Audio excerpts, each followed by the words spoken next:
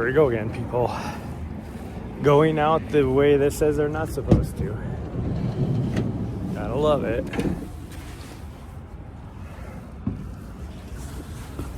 Ooh.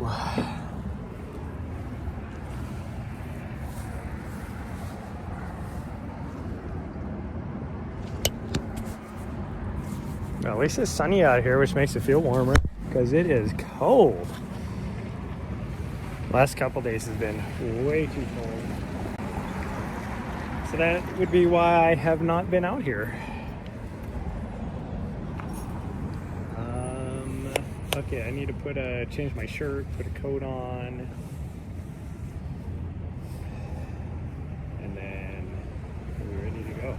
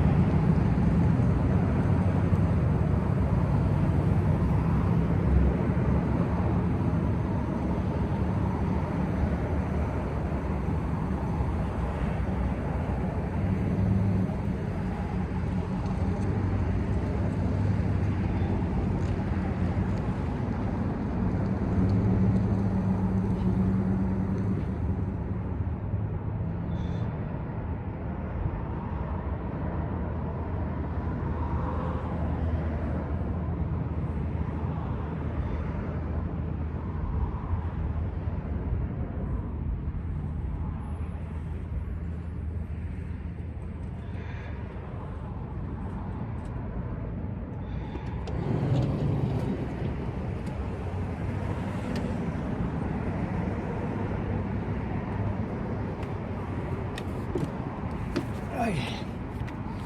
We're gonna try and wear a stocking cap, or not a stocking cap, a running hat versus a stocking cap.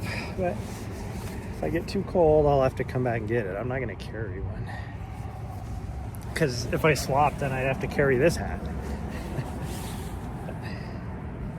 It is freaking chilly out here.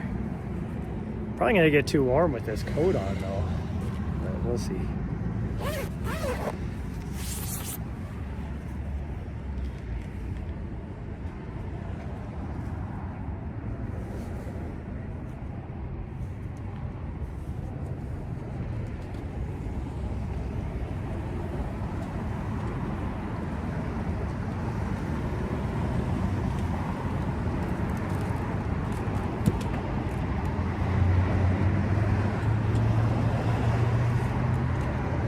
You think about the fact that my tank is probably frozen.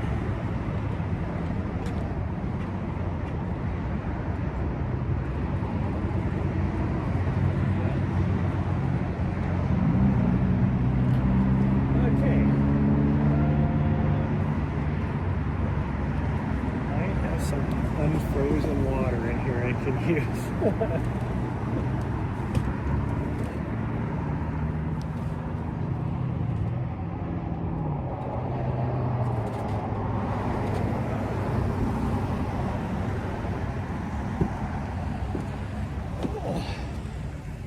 Ooh,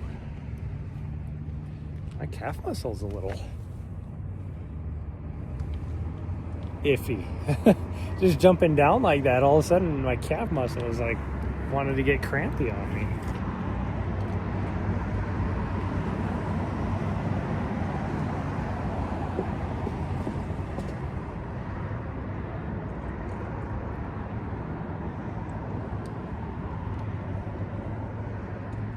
Luckily I had some water in my refrigerator, but I mean, it's not a big deal. I could go over to the gas station here and buy some water.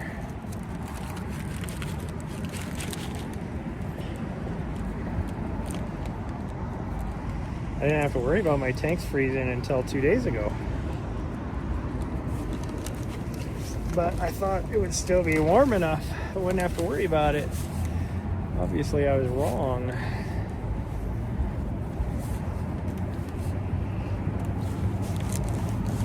Like, warm enough inside the van, I mean.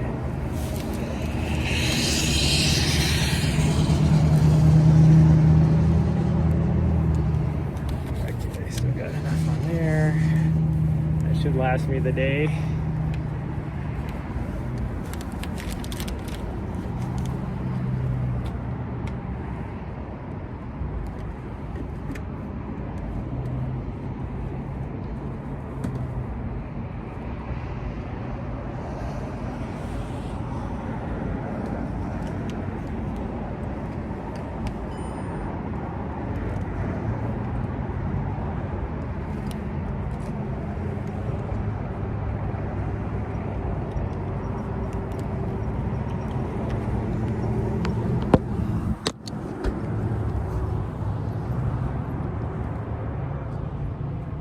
My gimbal is not liking how cold it is.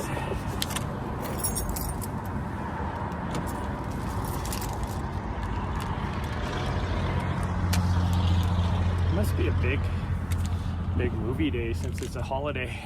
This place is busy.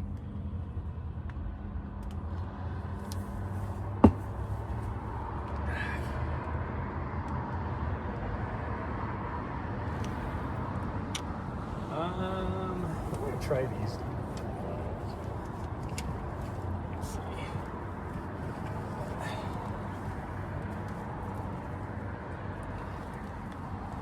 Because the funny thing is even though it's about 10, actually more than that, maybe 15 degrees colder than it was the other day, it actually feels warmer. I think it's because I don't really feel a wind, so we'll see how it is out there. Okay.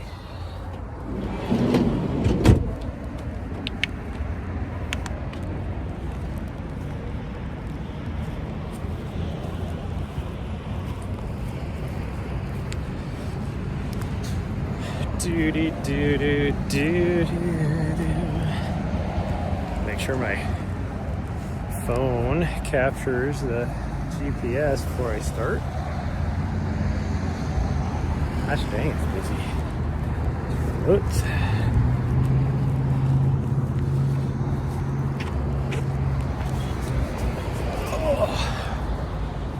We're trying the Hyperion tempos today, which don't have as much. I think somebody might have just shown up at the same time I did. There was nobody out here. That definitely looks like a segmenter.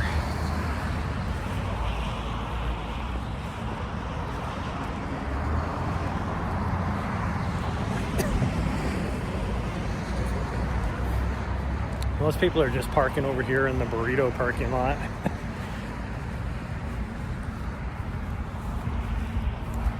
But not me. Like if I was to set up a static cam, I might do it, but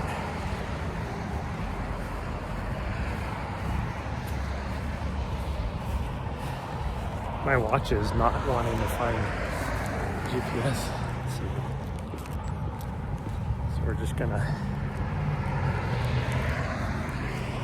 wait here a minute. Change cameras before I put my glove on.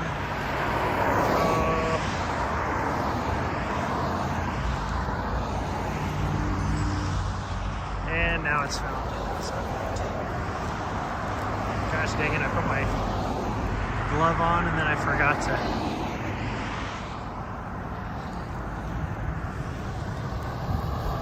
Turn my dashboard on. Ooh.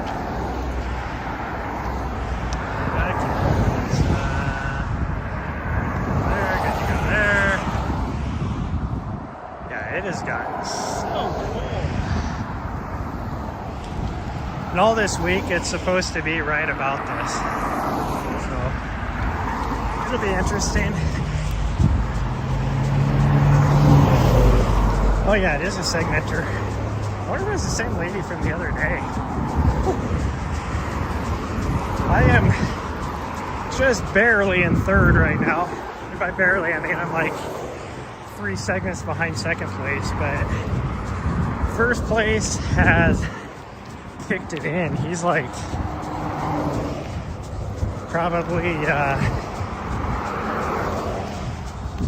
what, 140 or so ahead of me, something like that. Yeah, it's a segmenter. I recognize her though.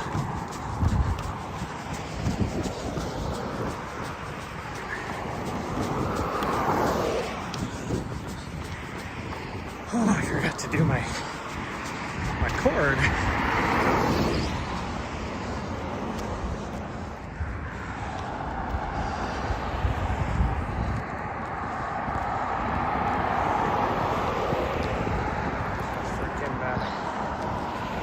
Hard to do with my gloves on, of course.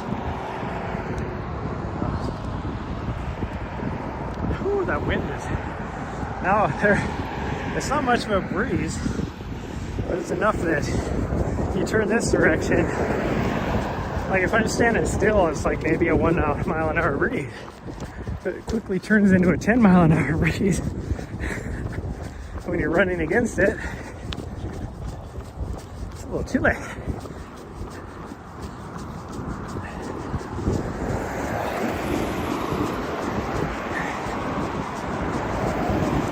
Well, try and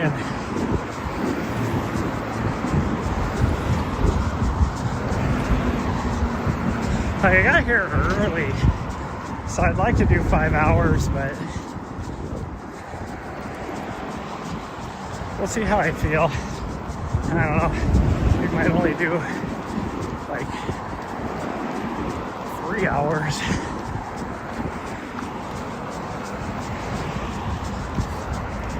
Like I wanted to get 20 miles in, but we'll see. Whew. Because I am like feeling it. Like I'm unless I start feeling better. Oh, leggies are all stiff after 3 days off.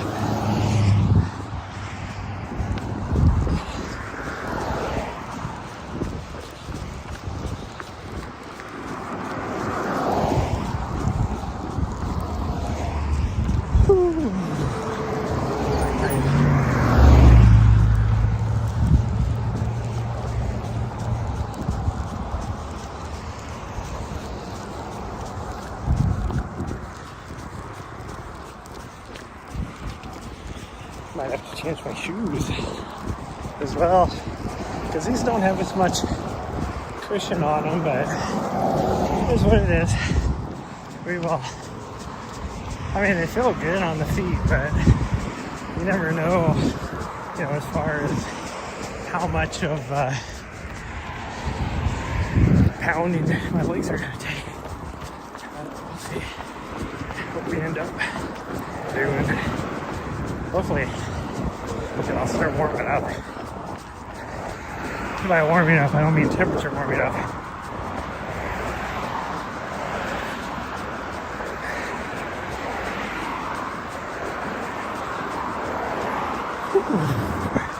Made my muscles warming up. Otherwise, this will be a long freaking afternoon.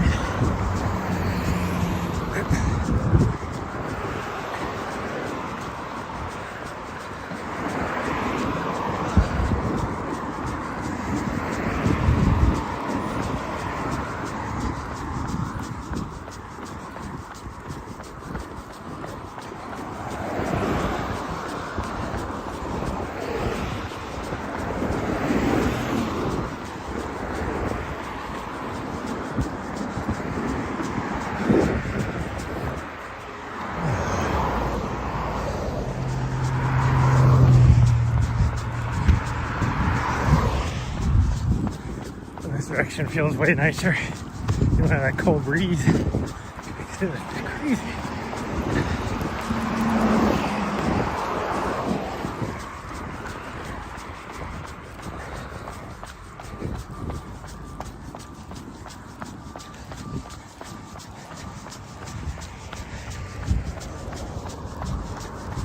I think the hardest part about being out here is the fact that so much of the mountains around here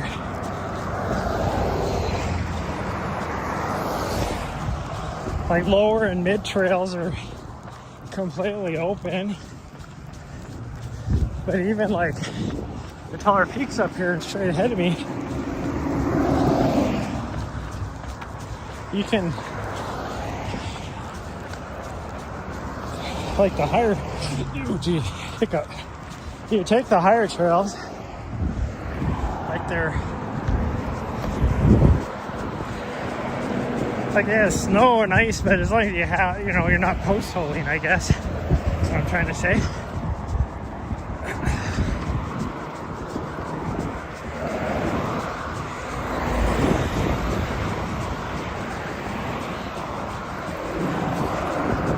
But I mean, this is great training for me on both the mental side and the pounding. Like, I can tell my legs feel way stronger. So if I can do this for another 2 weeks, even if it's every day for just an hour,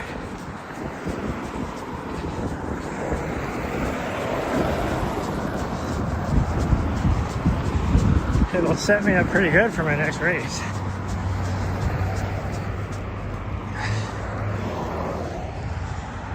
Whew.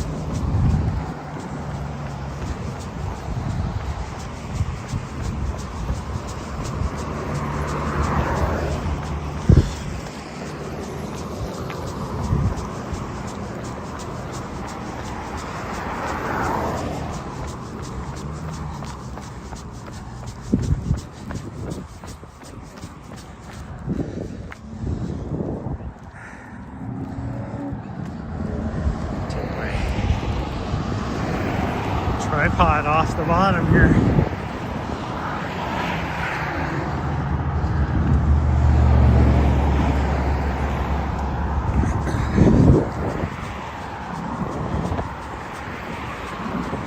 The only reason why I'm even as close as I am to first place is because he's training for a big race, so he can't just come out here and do this.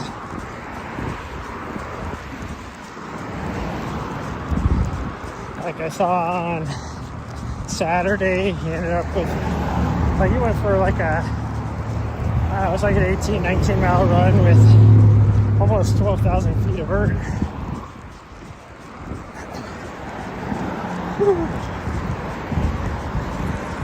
Otherwise, like, there ain't no way I'd be able to catch up to him.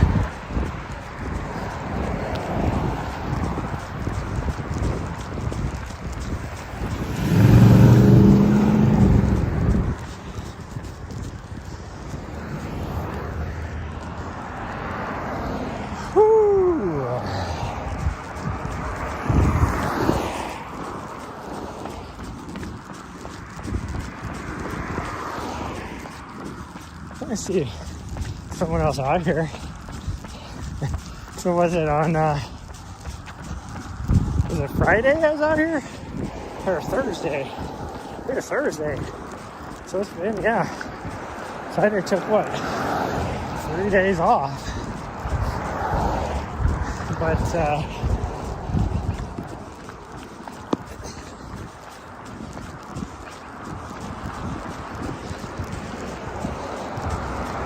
out here for 4 hours and I didn't see a single person.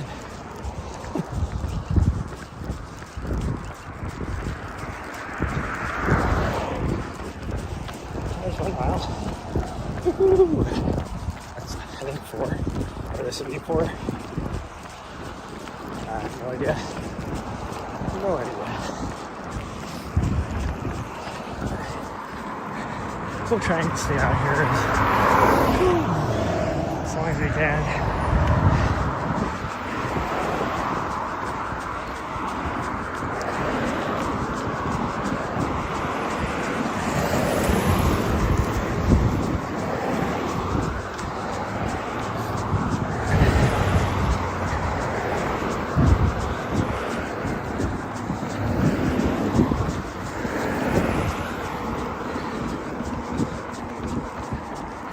Now, I might not live stream the whole time today, just to try and get into a groove.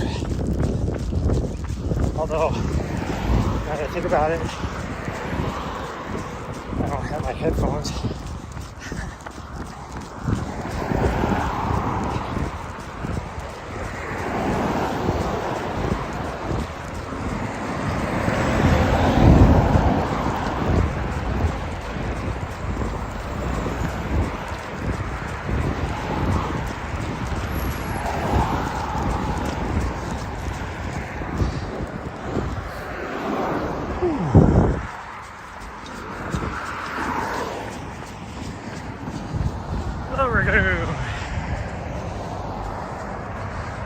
It's cold, yeah. It's cold out here too. I mean, it's probably still colder where you're at, but it is chilly. Did your speed work?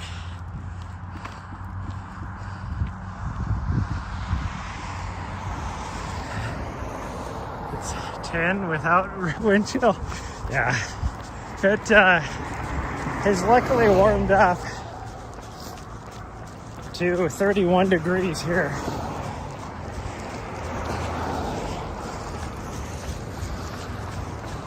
But it was 19 when I left this morning to get here.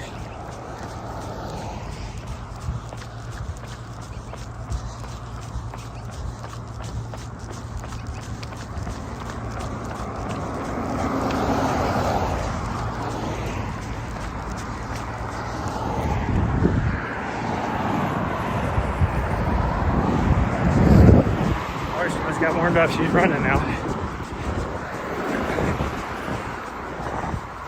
Probably gonna do run faster than me. Cause I'm just, since I'm gonna try and be out here a long time, I'm taking it super slow.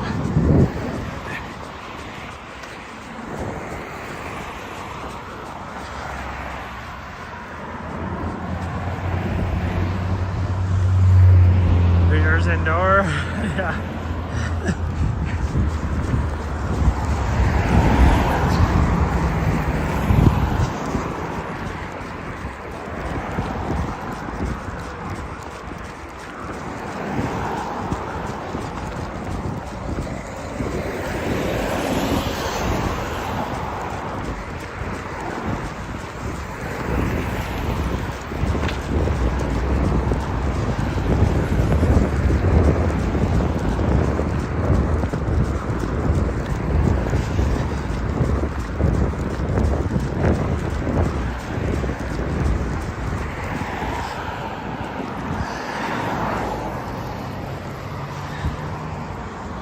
Oh, now she's locking. She must be getting hot. So she took her coat off too.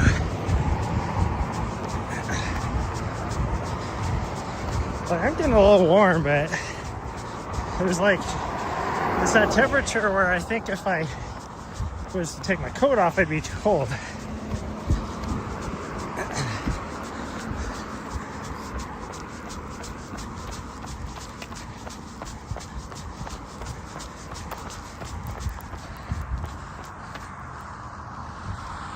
That comes in handy, yeah.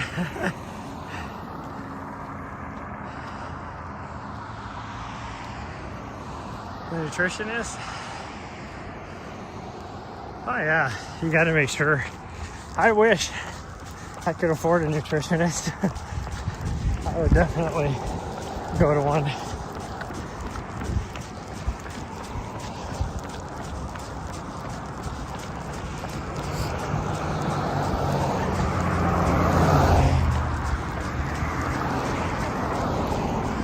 There's actually a really good one down here in Bozeman that does even the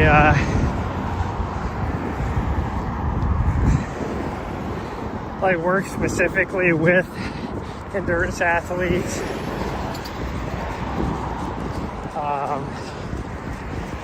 It's qualified to do like some blood work and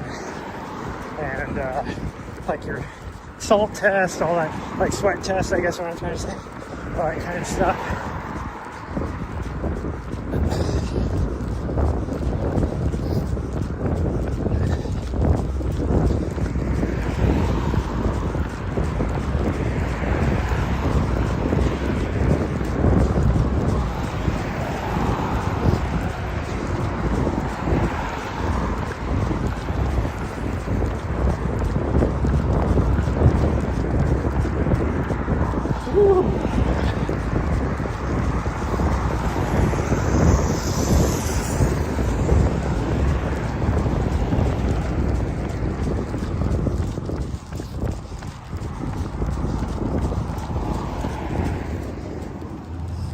One of my friends is pays for yours. Nice. One of my friends has a day off since it's a holiday, and so she is watching my dog right now. So that's one thing I don't have to worry about.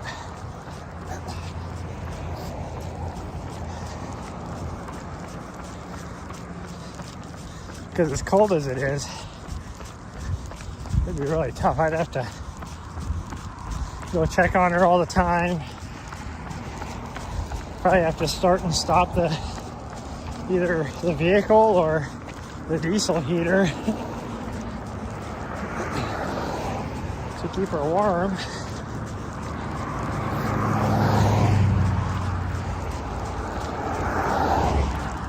And it's supposed to be that at least through Friday.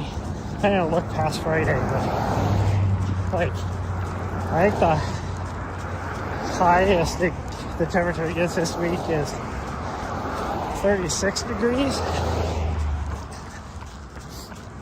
But the lows will be down in the teens all week as well.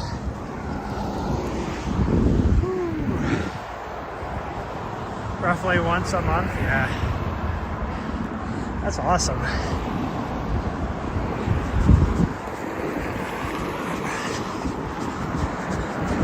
And I wouldn't doubt my insurance would probably pay for that too. I just haven't looked into it.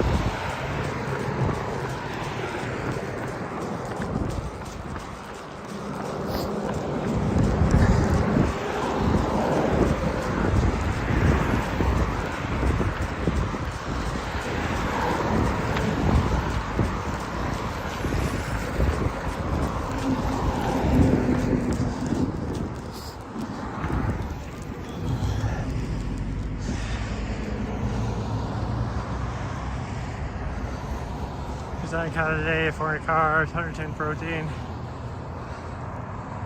50, 60 grams, nice. I had access to a nutritionist when I was on the Brooks competitive team, like their sub-elite team, and my biggest problem I had was not getting enough fat. So I had to like keep little blocks of cheese on me to make sure I got my fat intake.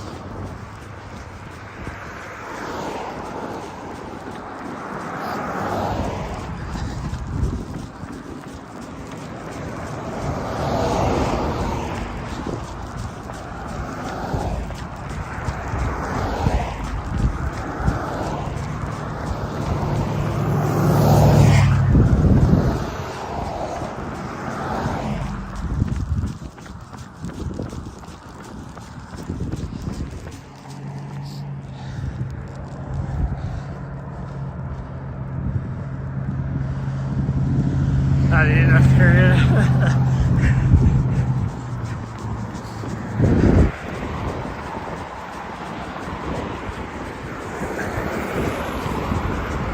Well, a lot of people, like, unless you dig into it, you know, you always hear like 2,000 calories a day, but people don't count in like how much they burn and stuff, especially if you're running a lot or doing any sort of physical fitness.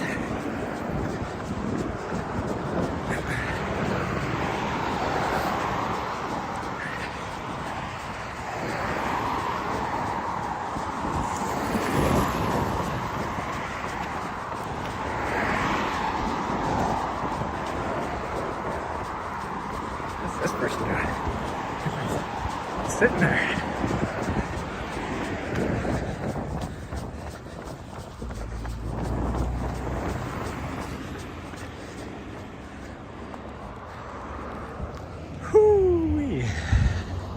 Oh, now they took off.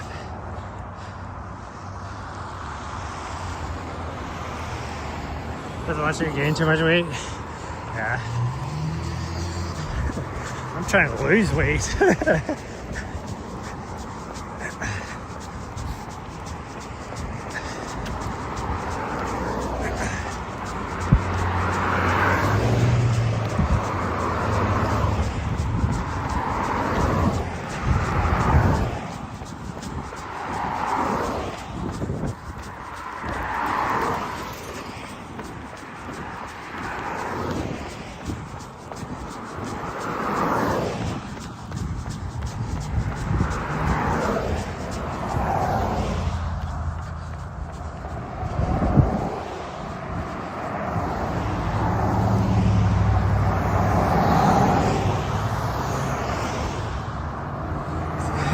He's a brownie.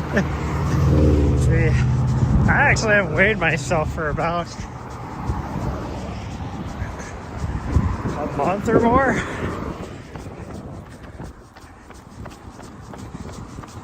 But I still know my spare tire that I have wrapped around my belly says that I'm still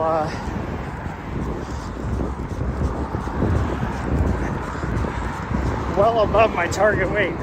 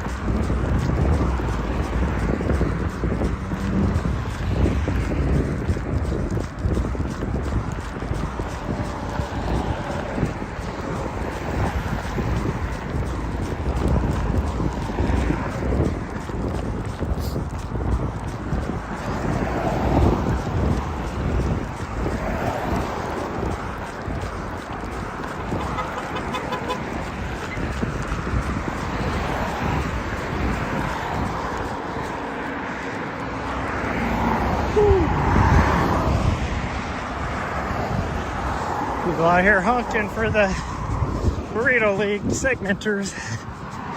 You know, it's just me and this other lady out here right now. But the guy that was honking, he obviously knew what we were doing, so. It makes me wonder how many of these people drive by every day and they're like, why is there so many people just running back and forth? Are they confused? Are they lost? Like,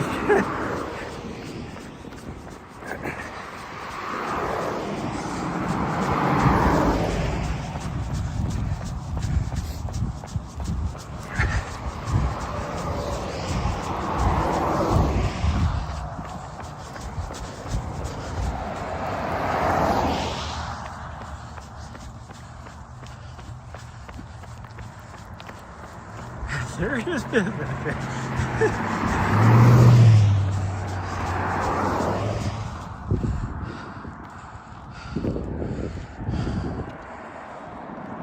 Oh, hello, Anarchy. How things going? They're going okay. We're out here just trying to win free burritos. Got 2 more weeks of this competition. There's maybe miles on this little segment back and forth.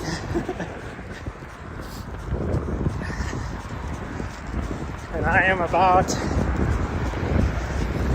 140 segments behind first place after taking 3 days off. So should be able to, and I started 6 days later too. So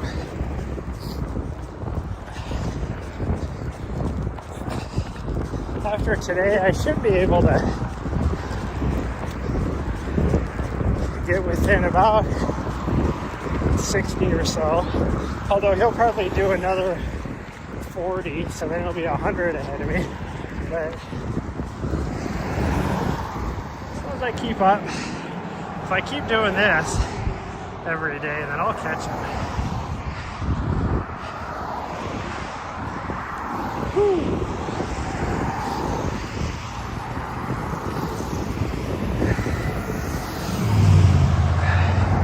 I got this, I don't know, we'll see. Like, the guy that was in first place, I think he's a very famous thru hiker / runner, ultra runner. He holds like so many FKT, fastest known times, on these long trails like the Appalachian Trail. I think he holds Colorado Trail, or does he still hold it? Yeah, I think he does. Like all these long trails, John Muir Trail. So it's like he was kind of just doing whatever he had to do in order to stay in first place. And now The day he saw me, all of a sudden drop my first run of the time, I think it gave him a wake-up call, because then he started doing more. So he's like,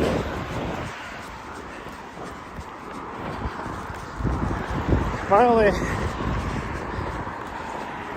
positive I have is that he's training for a big race, so he can't just come out here. So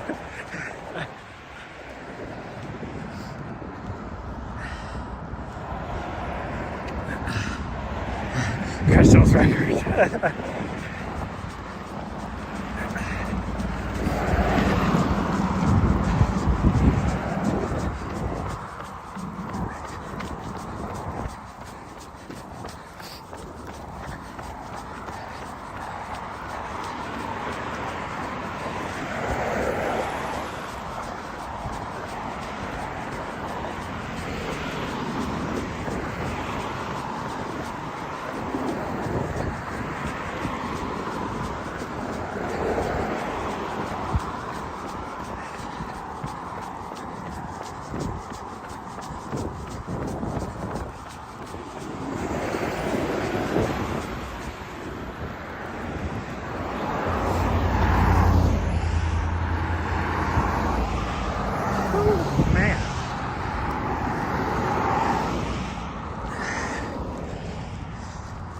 See, I'm already feeling this today, and I'm only 3 miles into this. These guys are back up. I wasn't sure if you saw me or not. I want to make sure. So if people are turning right, you know, they never look right.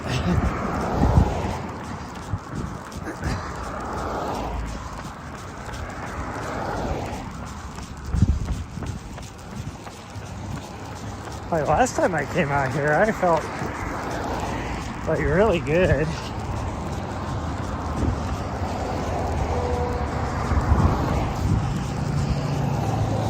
Like the legs don't feel bad.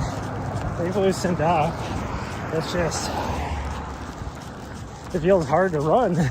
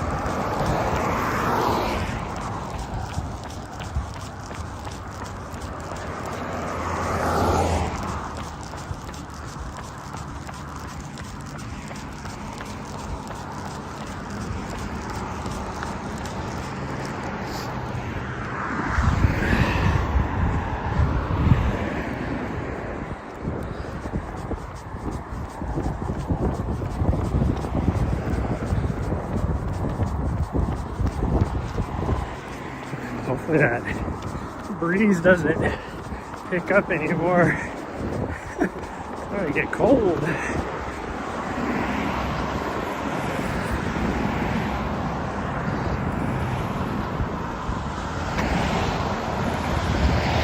Good breeze.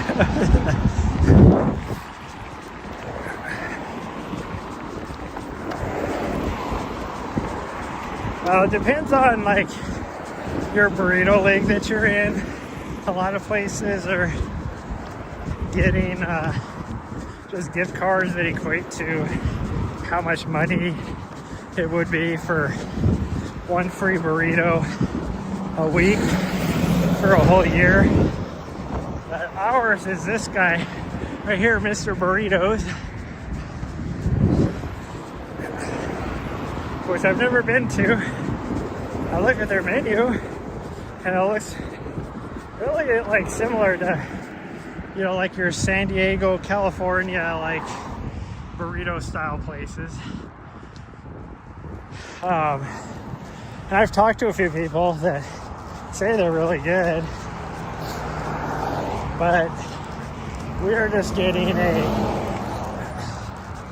because we're a smaller burrito league, so we're just getting a $100 gift card from there. And then I know John G is donating something like maybe a $100 gift card to buy some of their apparel. I think that's about it. But like the OG down in Tempe and a lot of the other bigger ones are sponsored by Mount to Coast. So they're like getting 4 free pairs of shoes. Like Tempe, they had an anonymous donor that, which I'm pretty sure I know who it is. It donated a gift card to where you can get, you know, a free burrito a week for a year.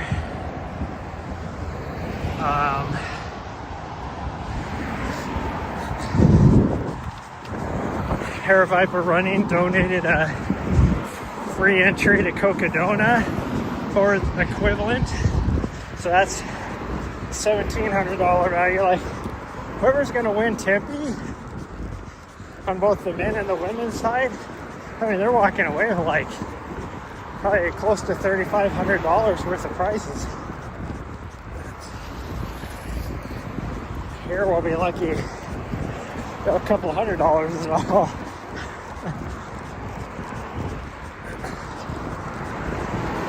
But there's now over 100 of them scattered all over the world.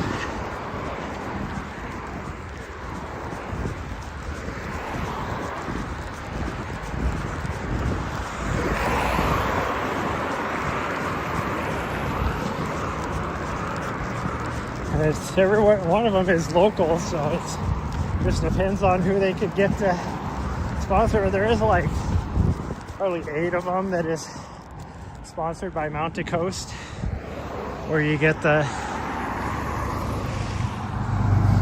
4 free pairs of shoes. You take the shoes before the burritos. Those shoes are nice.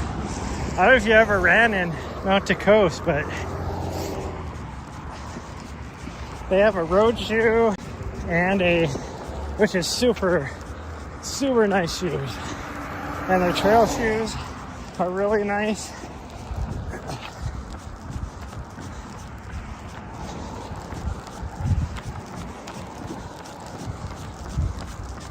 I think they're a Canadian company, maybe? That might not be right. It might be European. I don't know. I was thinking Canadian, though.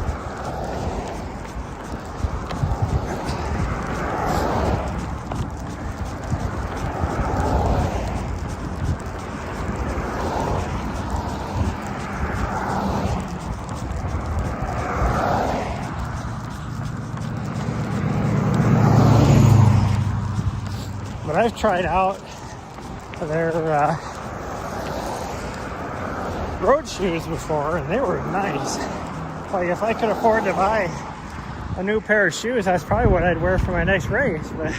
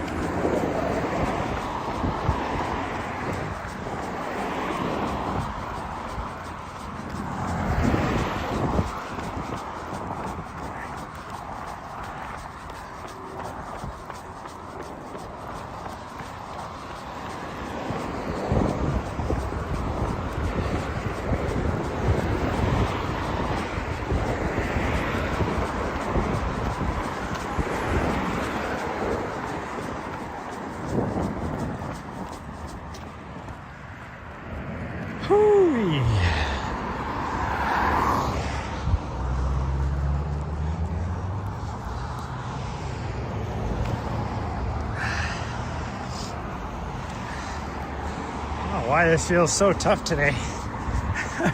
Probably because I know how much it sucks after doing it 2 times though.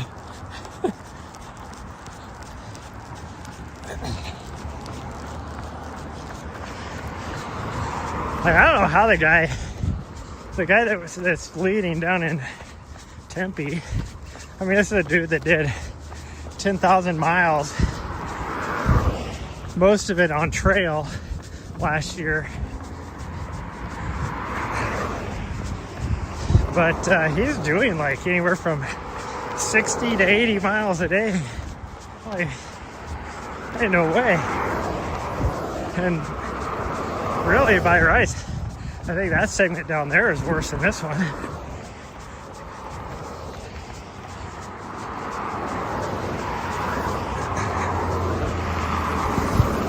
Because it's right across from the college, so you get, and it's in downtown Tempe, so there's lots of pedestrian traffic.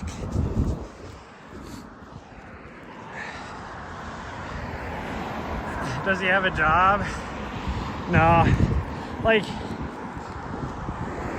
for last year, for him to do what he did, he worked and saved up money to be able to afford to take a year off.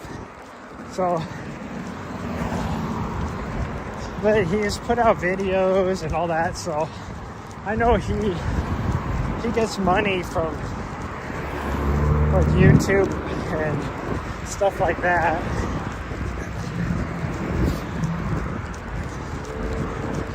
I know he has like merch you can buy just because he was so famous for doing what he did last year.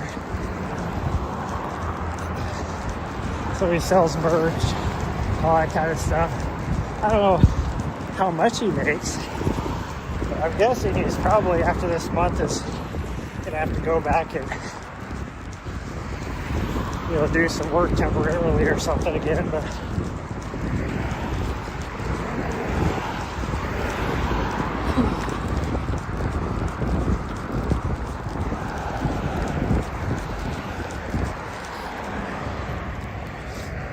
that girl is done. She got here at the exact same time I did.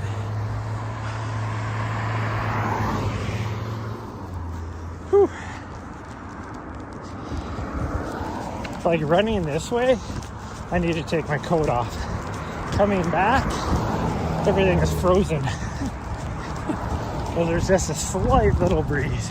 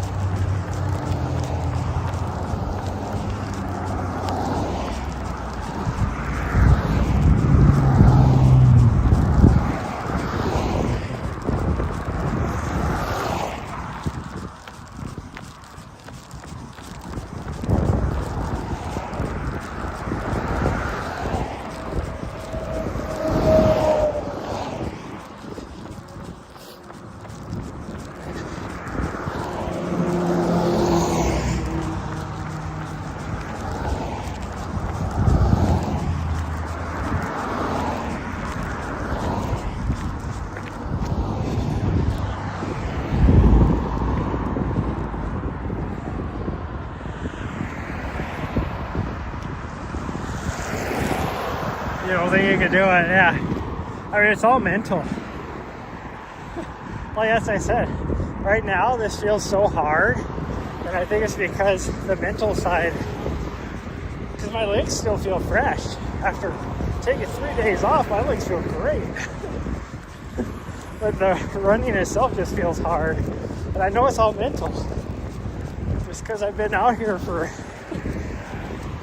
what, about 8.5 hours total so far? And split up into 2 runs. Nobody else has been out here that long on this segment. So as far as that goes, I'm leading there. I think the most anybody's been out here other than me is an hour.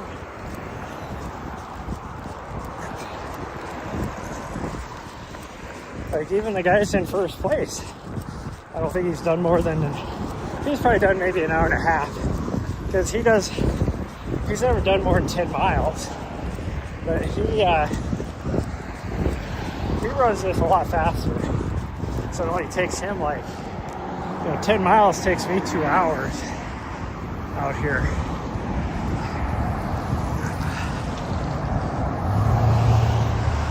Oh, he's not consistently. Well, like I said, he had a 6-day head start on me. And then I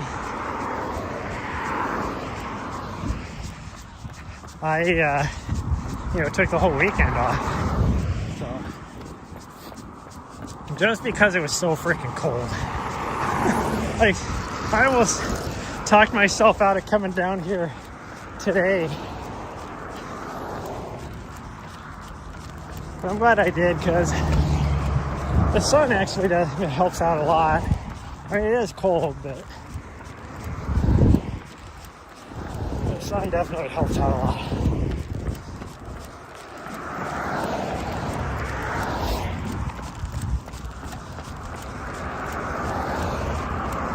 Whew.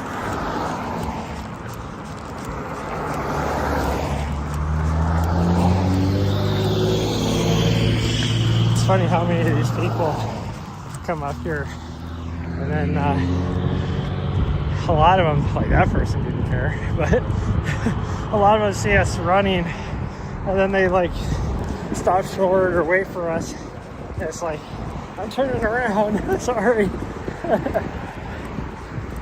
Where's this trucker going?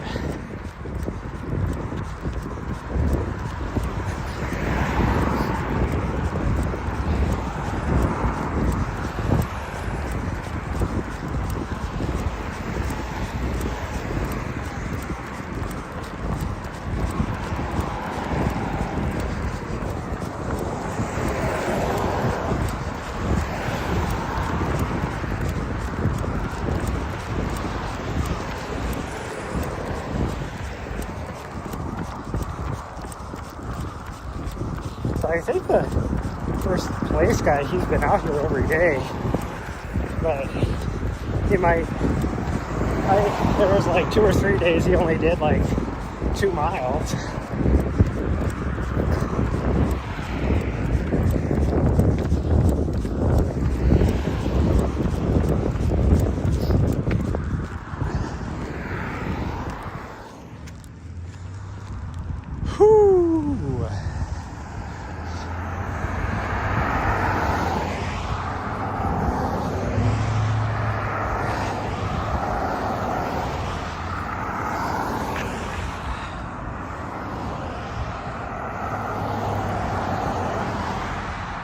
Still only 15. Very expensive thermals.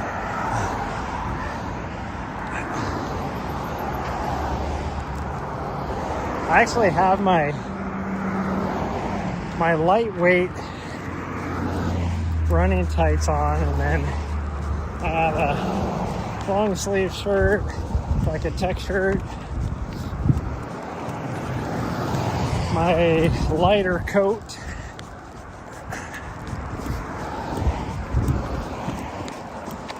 and then not my heavier gloves on, and then a ball cap, running hat, which My ears aren't too bad, but if that wind picks up, I'm gonna have to put a freaking beanie on.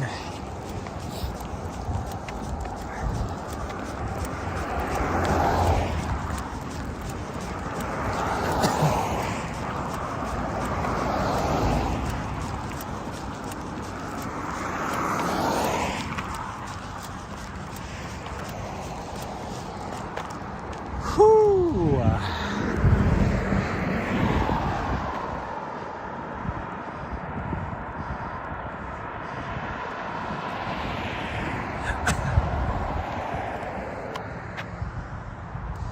Nice girl, hello. Thank you for stopping by to say hi.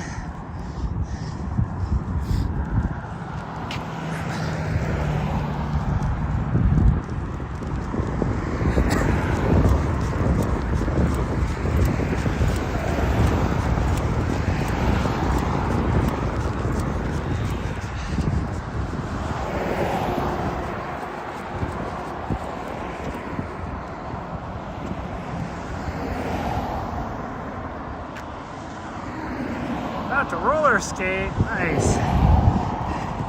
Have fun.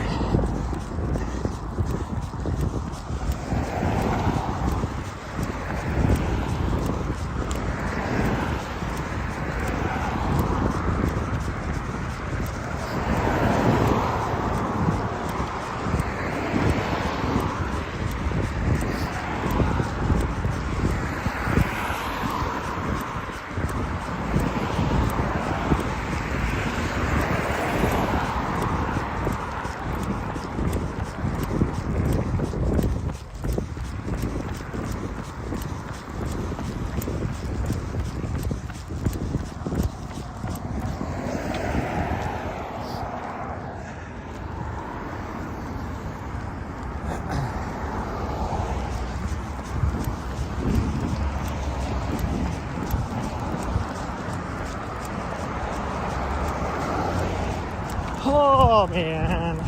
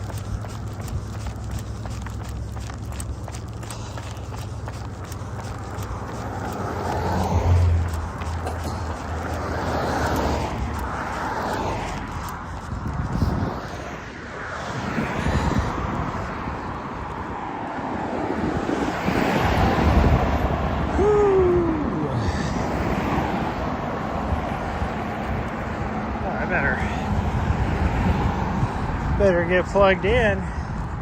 This cold is draining the battery a little bit faster.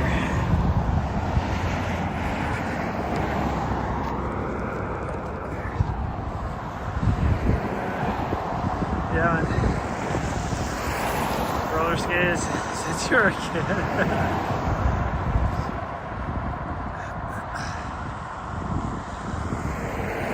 Trying to have coordination do it. Well, I've never roller skated, so now I used to skateboard. I tried rollerblading one time. It didn't go so well.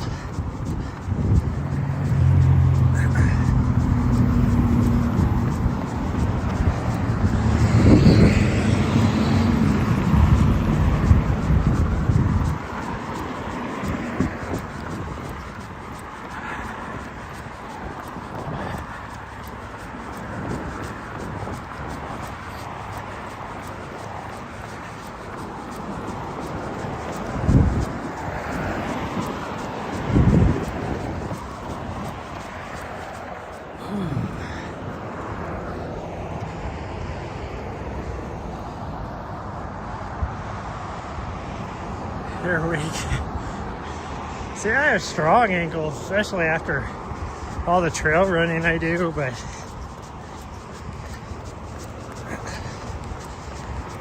just never been able to get it down.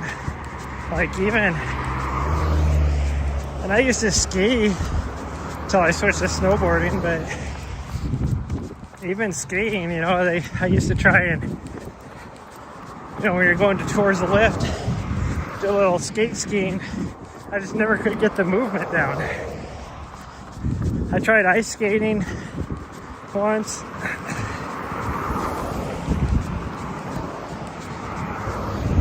When I was, oh dude, I was probably like 19 or 20 or something, and a bunch of my friends were, because there's a park over here that freezes the, you know, they flood the park and then freeze it for, and it was like my first time being on skates, ice skates. And it was like, I never did fall, I just could not get the movement down.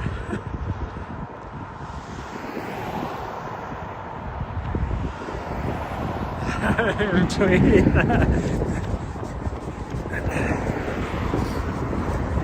It's like I remember later on, and the only reason why I even went is because there was a girl that I was interested in that was going, that my buddy worked with. But I could never get it down. And then I tried to, like they tried to throw a hockey game together, and it was so funny because I would like,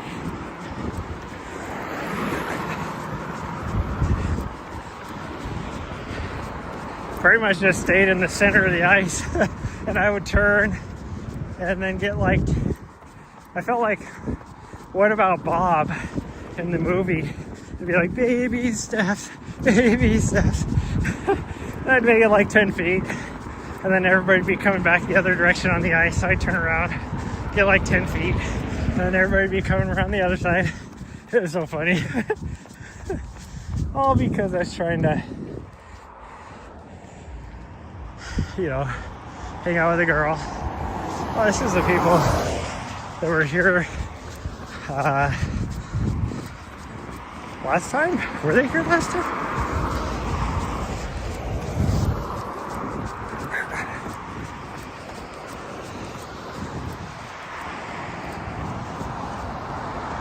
I just walked the coast back.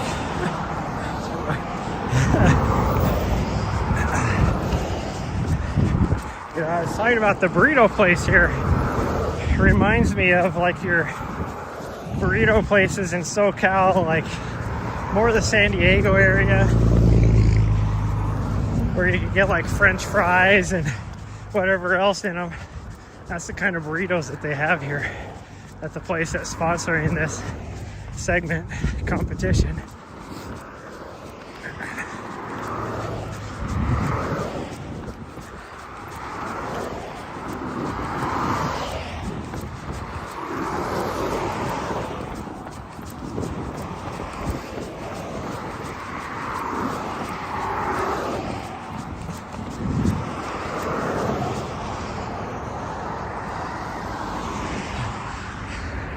Yeah, that's a big California thing, Rico.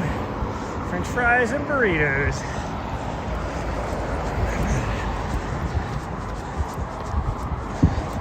Holy cow, are they actually running?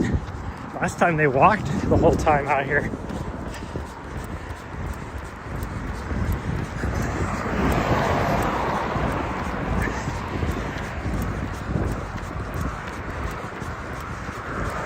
These are probably going to pass me. I'm not moving very fast. Not moving fast at all.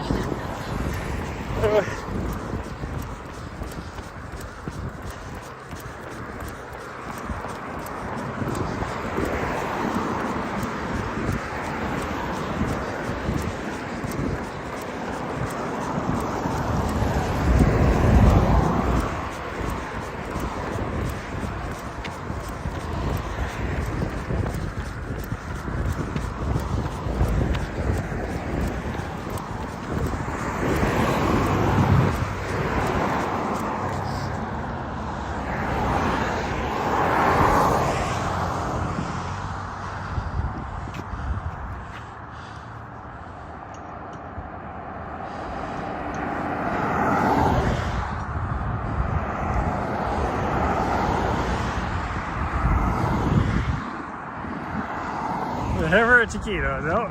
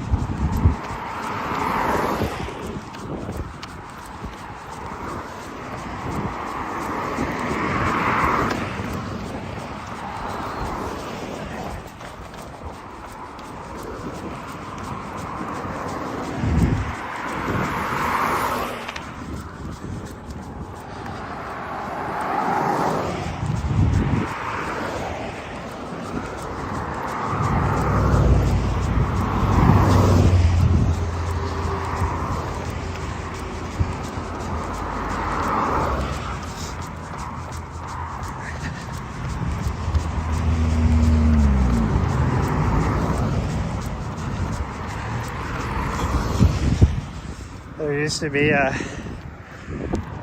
like my favorite burrito place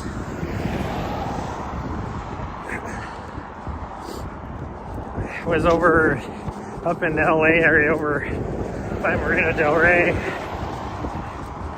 and it was just this little tiny shack attached to this gas station in a area there where you wouldn't normally even stop. Like, man, that was a good burrito. Awesome burritos.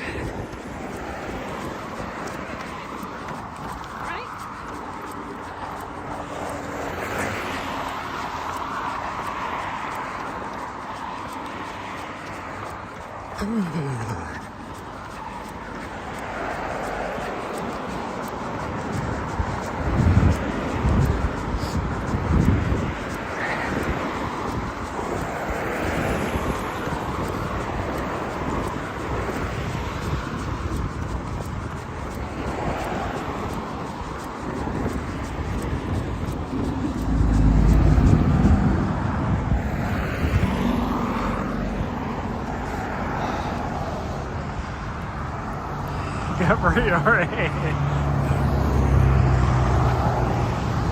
Place that offers some seafood burritos if you don't mind.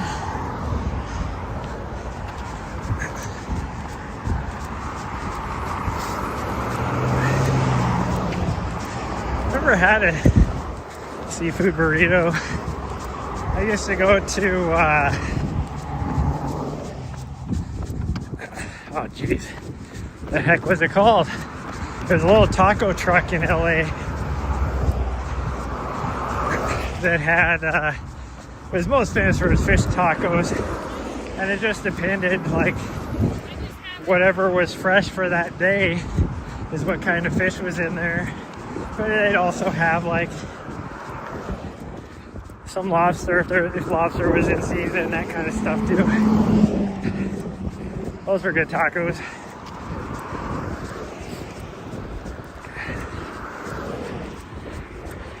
There's actually a place here in town here that I don't know if it's still the same good quality, but where it used to be before it moved, they had really good fish tacos. Crab, shrimp, veggies, nice.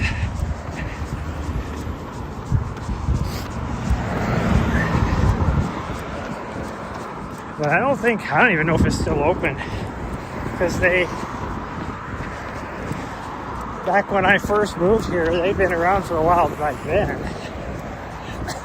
You know, that was, I don't want to say how old I am, but that was 40 years ago when I first moved down here. And they ended up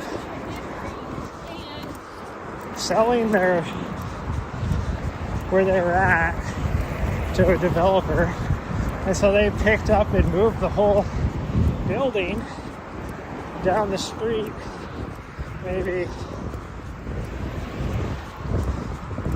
I don't know, like 4 or 5 blocks into a vacant lot.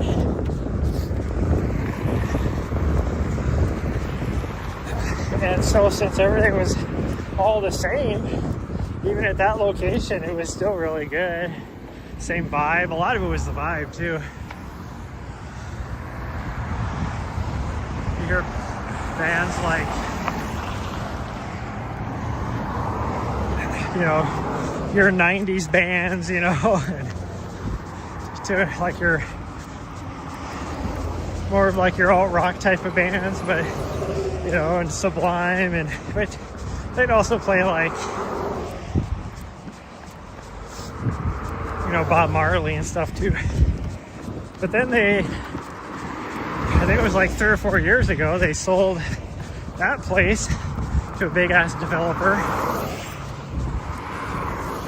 and they moved in with the same building as like a little brew house that, you know, had like, you know, one of those that has like 200 freaking microbrews on tap, you know, type of place. They don't make their own beer.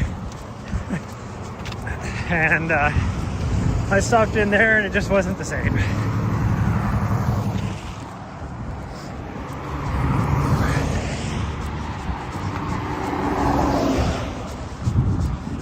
And the vibe is completely different because now it's, you know, freaking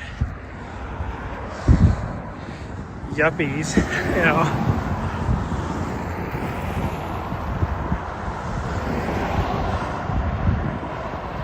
Margaritas.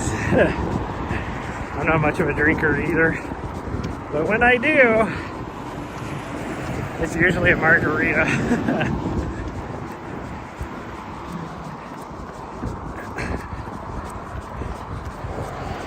Or a hard cider. I'll do a hard cider every now and then.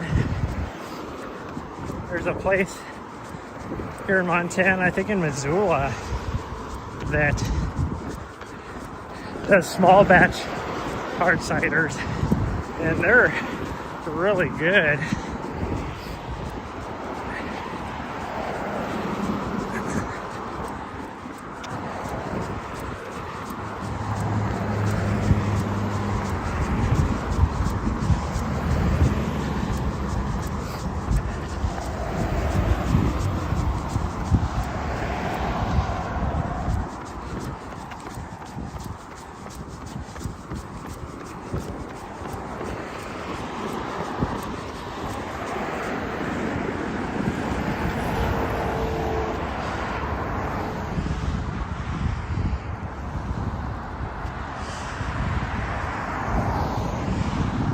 And always just one.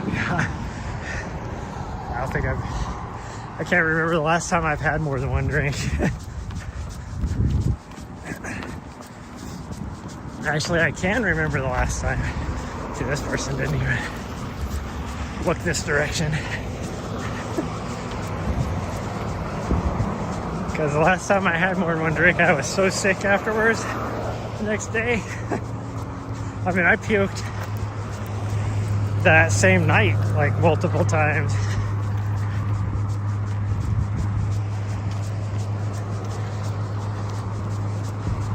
That was to, I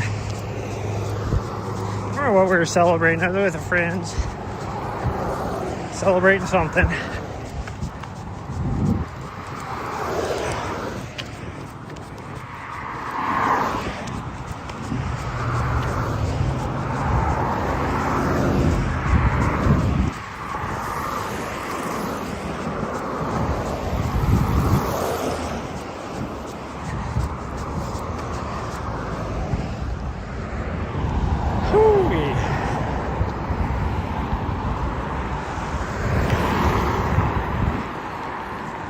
It seems like I've been out here for 2 hours already.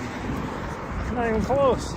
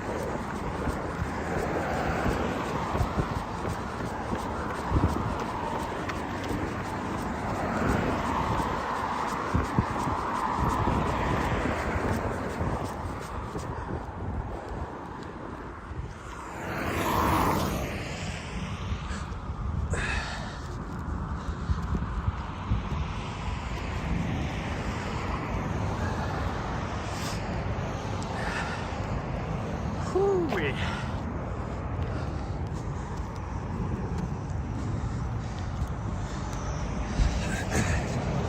Well, I gotta get at least 15 miles in a day. That is my bare minimum. I'm not even halfway there.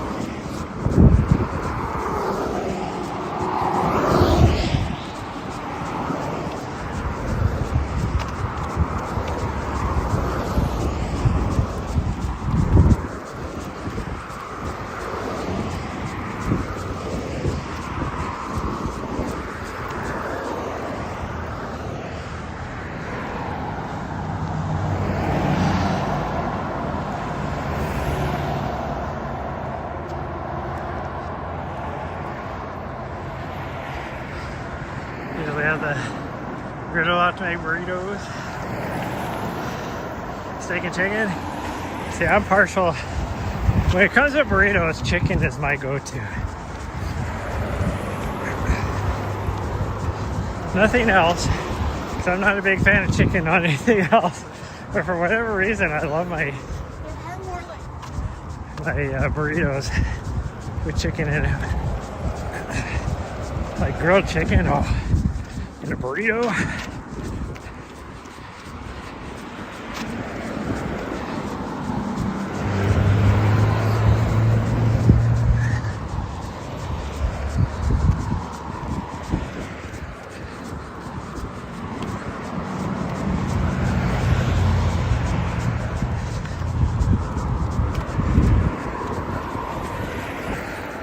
Worst part is when I get right here, the direction the wind is blowing is coming straight from the burrito place. So there's this waft of good smells hitting me in the face.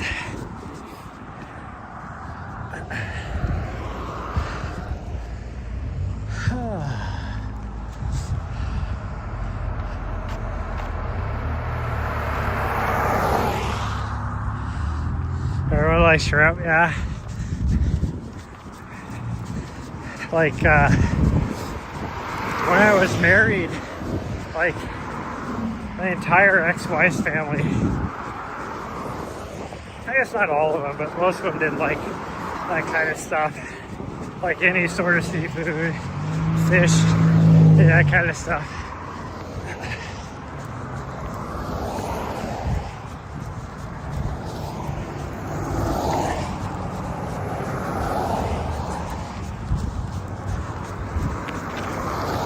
I could get her to have some salmon every now and then, but that's about it.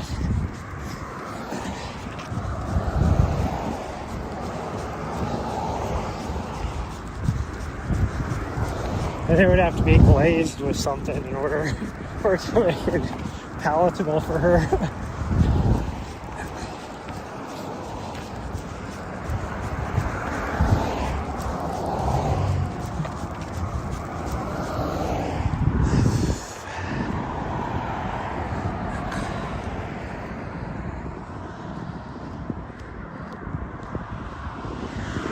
Ice of some sort.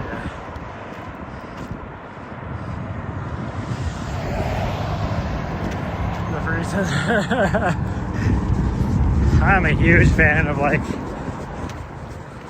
some really good like cilantro lime rice. Oh, so good.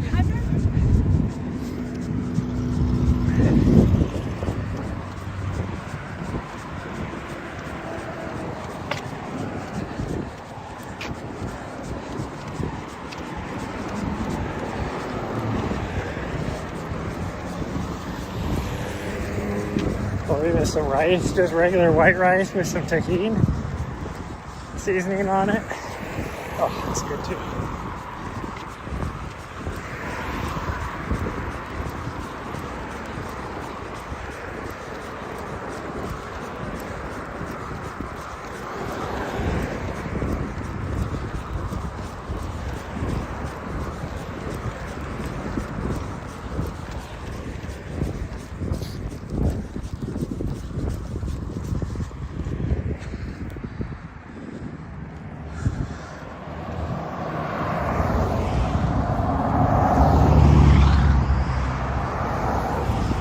Went out enough salt video for it. Yeah, I don't get enough salt myself, so I have to make like be very concerted about, you know, putting extra salt on my food and that kind of stuff.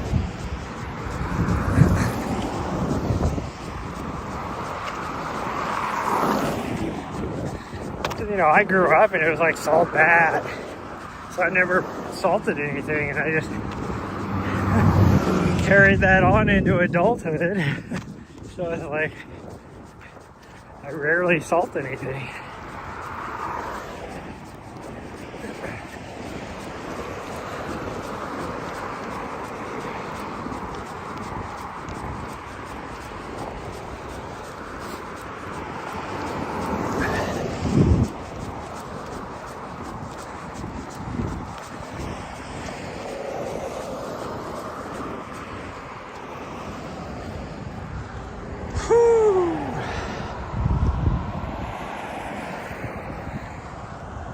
Usually not on spaghetti. I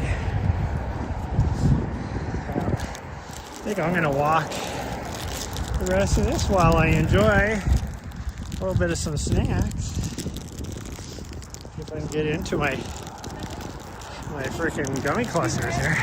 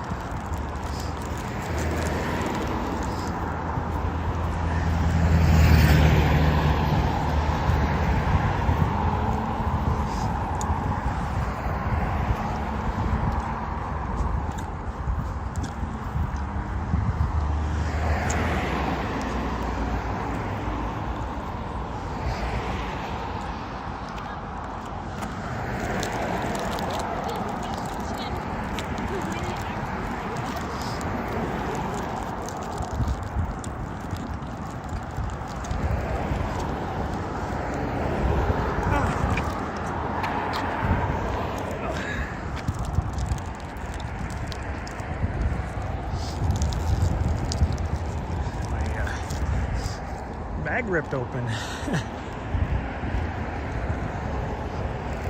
Can't leave trash hanging around.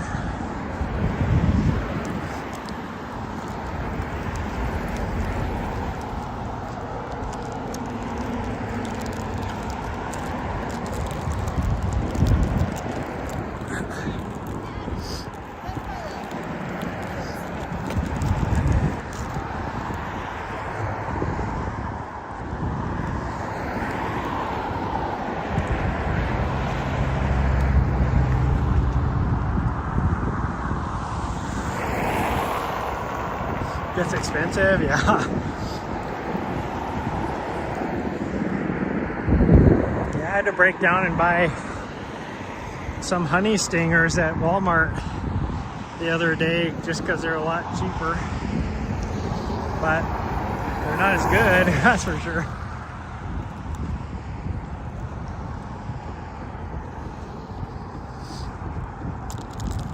But I go through a lot of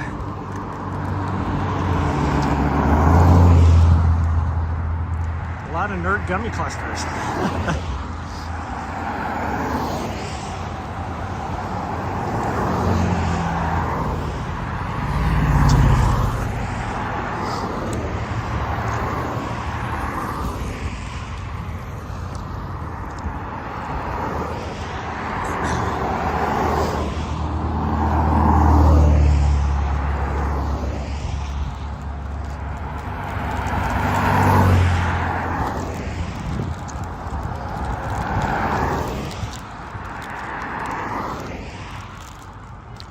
Hoping these are gonna turn me around.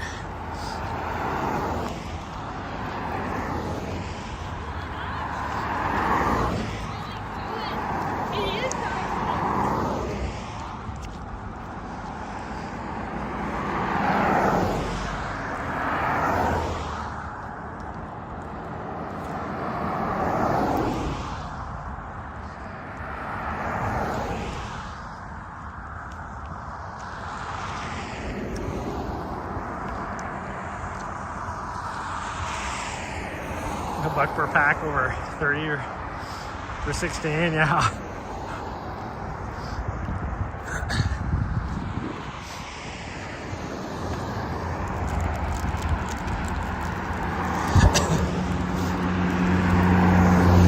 Yeah, I'm currently trying to develop my nutrition plan for my next race. Just so I can send it to my crew people so they know what to expect, you know.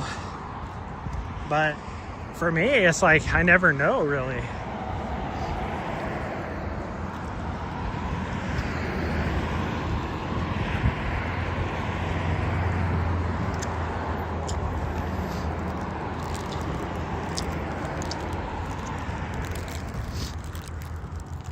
It's like, what am I gonna, you know, because eventually I can't take sugar.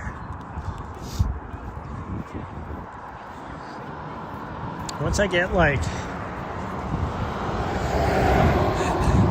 I don't know, I'd say like 6-7 hours into a race, my stomach has just said no to any more sugar.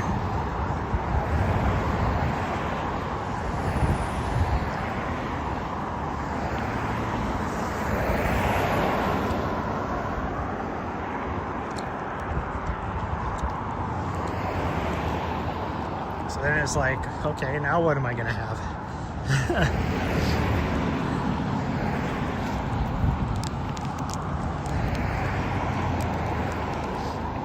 So it's like my go-to that always tastes good to me is like tortilla wraps. Like throw some turkey and a little bit of cheese and some mayo in there, or and I'm good to go. But I don't think I could eat enough of that during my next race. Or how would I say this? I don't think I could intake enough of it fast enough for my stomach to process.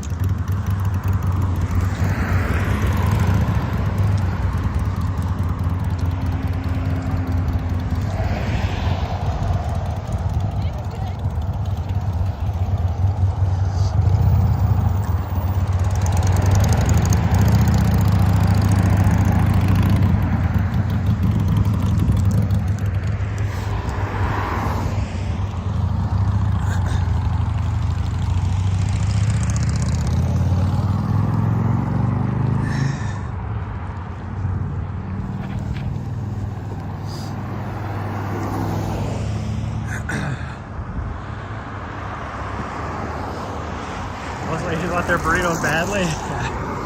Well, I don't know. I have no idea who they are. I was assuming that be the lady in the lighter blue, I think, is the first place lady.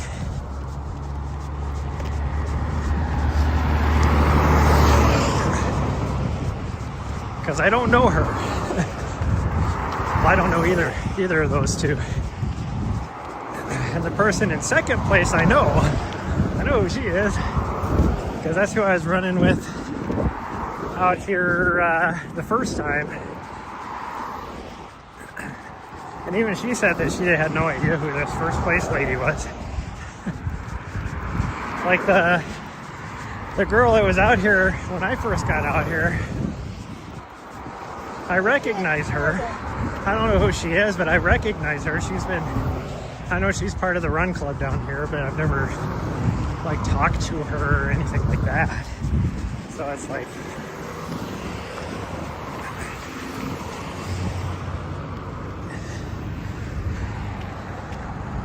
whew, the guy that's in first place, because both the men and the women, whoever wins, they get the same prize. And then there's even a second place, and I think a third place even gets something.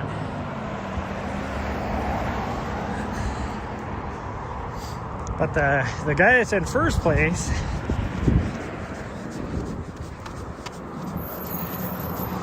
is a friend of mine. So, but I think it surprised him when all of a sudden I showed up on the leaderboard, because alas, he knew I was down in Arizona.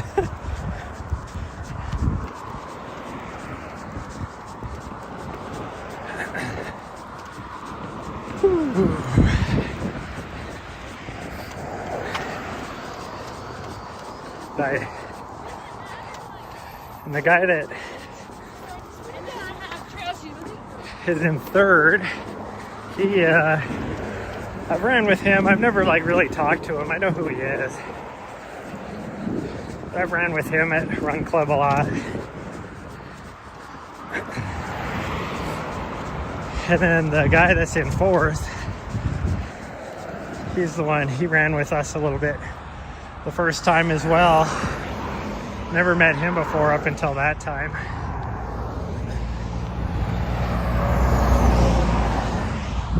But it was funny because he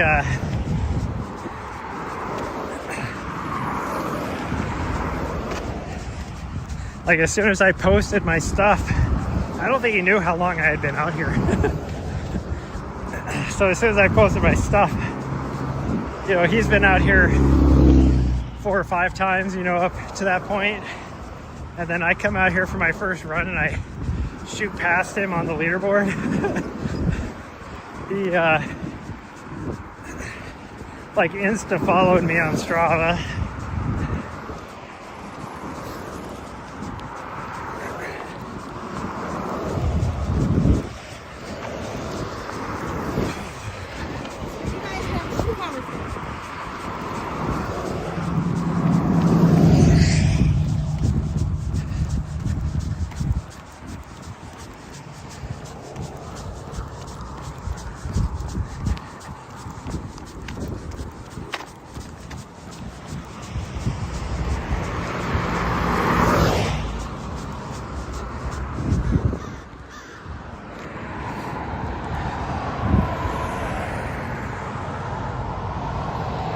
You know, serious, yeah.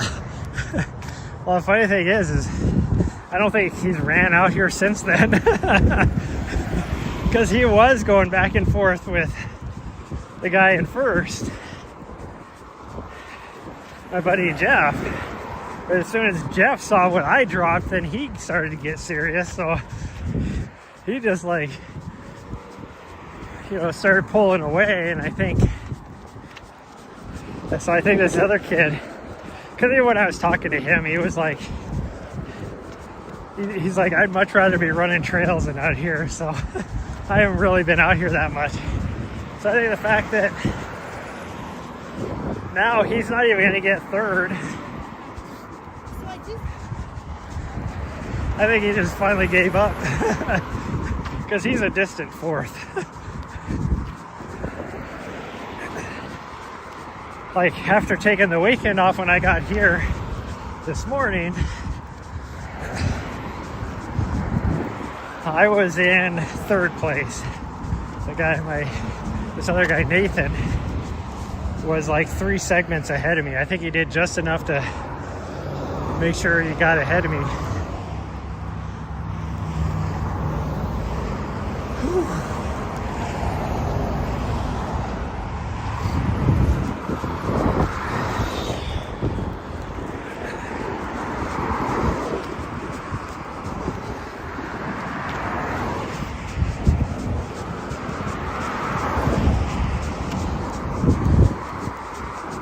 But if I could pull a 20-mile day out today, I'll be so far ahead of the Nathan that, because I plan on coming down here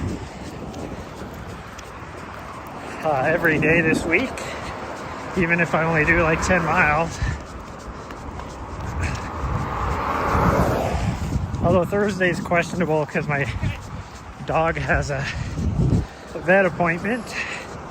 So I don't know if I'll be able to do it. If I woke up really early and got down here at sunrise, then I could do it. But I don't necessarily know if I'll be able to do that. I haven't been sleeping well.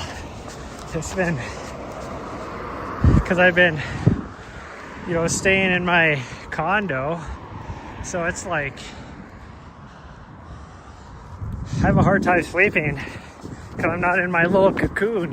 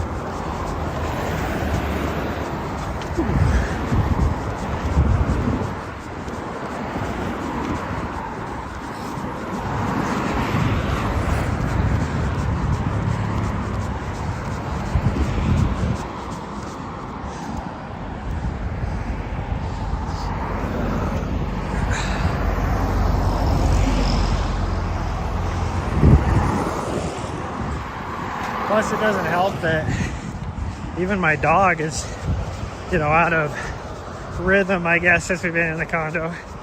Because I could tell she really likes the van life better than apartment living or even house living or any of that. Because she got so used to being able to just lay on the bed, and you got the big window to life with the back door open, and then if she saw like some sort of critter, she could just jump out and go chase it. But now, like, it's hard for her to even look out a window. And then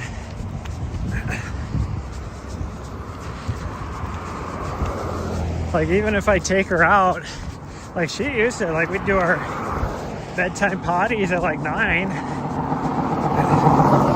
in the van, and she'd sleep all through the night, and then when I'd get up in the morning, she'd get up and go use the restroom.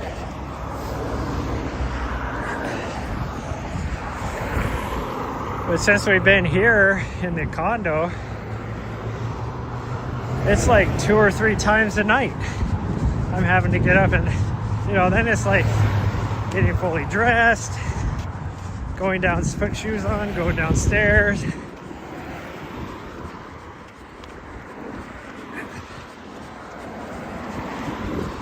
So it's like You know, like last night we went downstairs, like 12 degrees outside, and it's like, I'm wide awake now when we get back upstairs.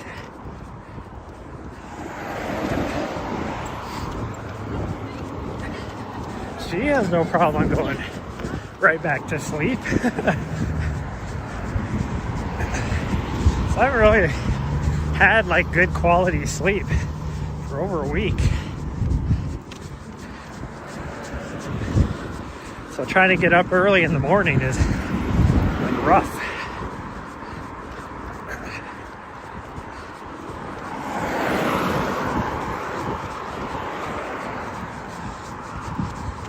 And I think the early, like, it's been pretty much 7 o'clock every morning when I finally get up. But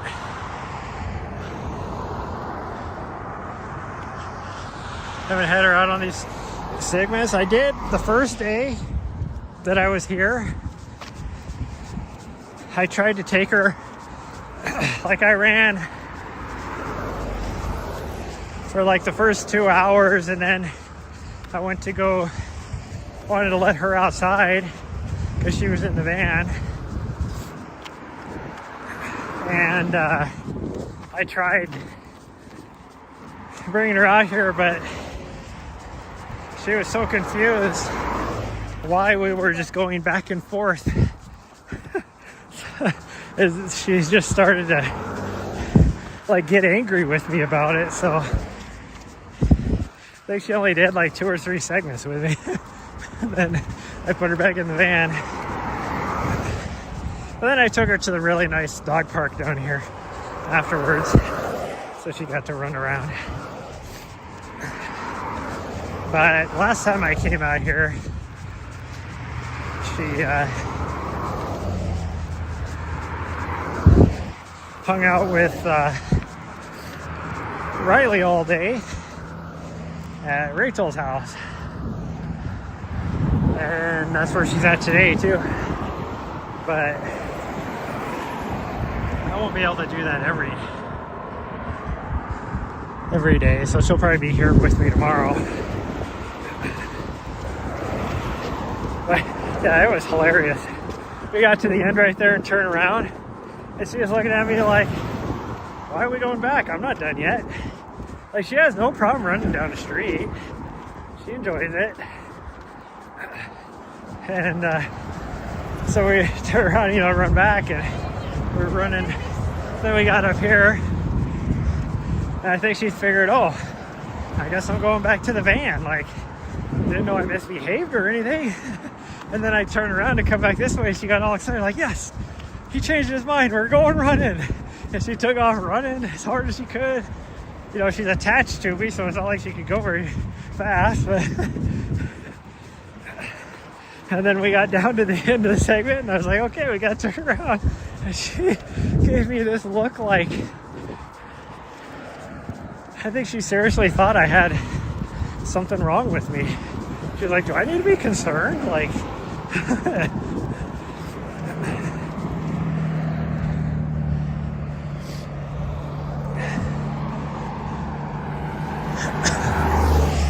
whoo-wee.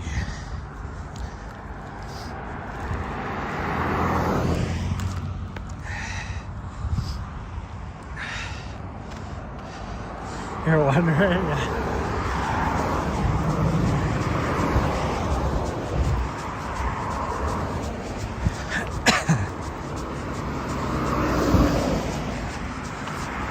I don't know what I'm going to do, because as cold as it's going to be, I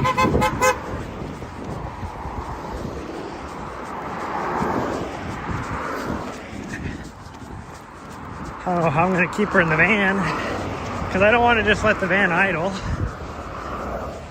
But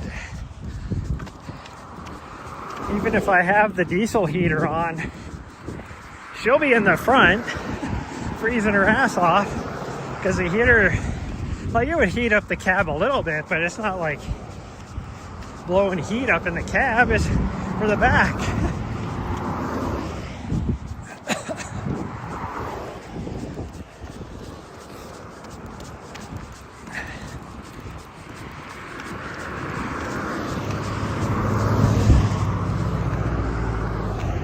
Well, see, like if it's sunny enough,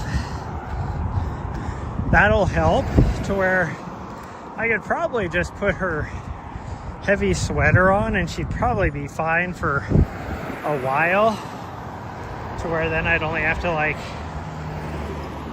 you know, let the van run for a little bit, turn it back off. But I don't know, let's see.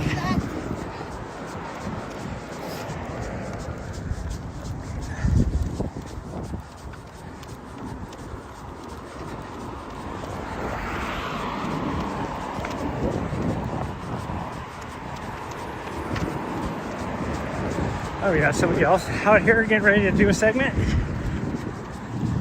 Looks like.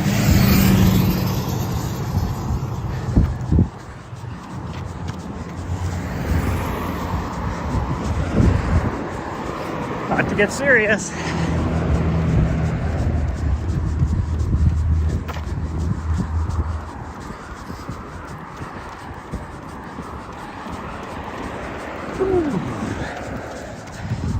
There it is, right good.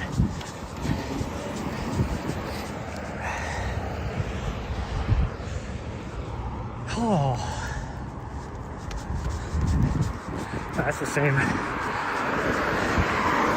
lady that was out here an hour ago. She just didn't quite get enough out of it, so she had to come back out.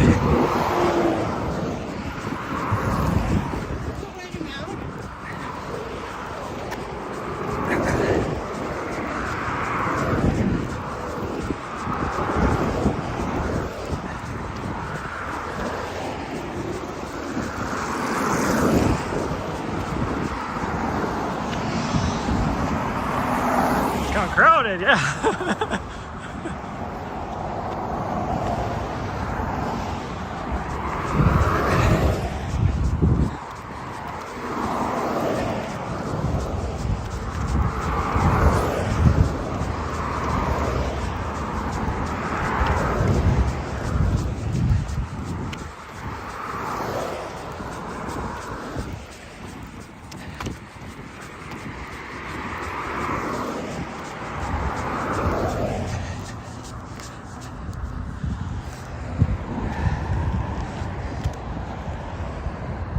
Whew.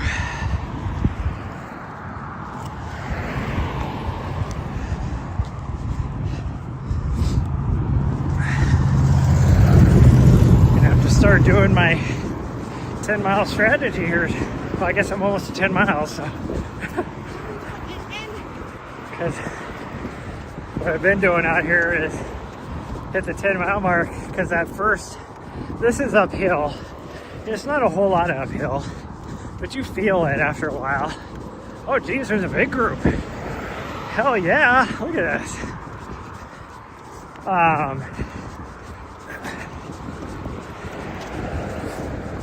But that first like 20 feet is definitely the steepest out of all of it. So I started running that for a little bit.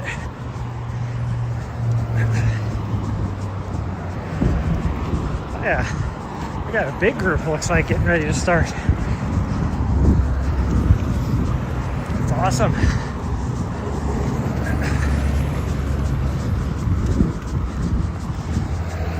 Whew. Hello.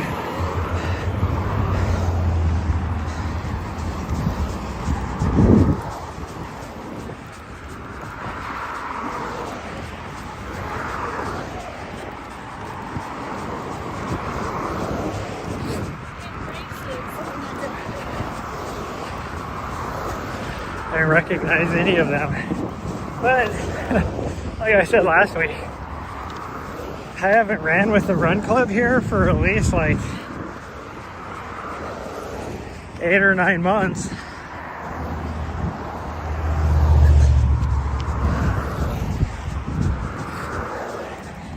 And even then, I usually only do the Saturday runs.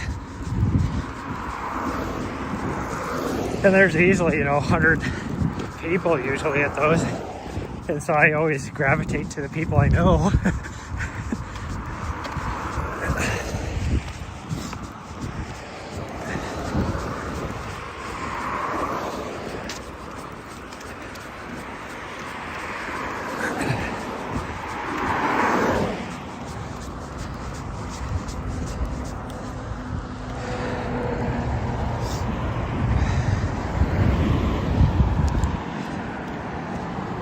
quite to 10 miles. See, if I would have known there's going to be a big group like this, I would have coordinated with the big broadcast and shared my feed with them so that they could show me on theirs.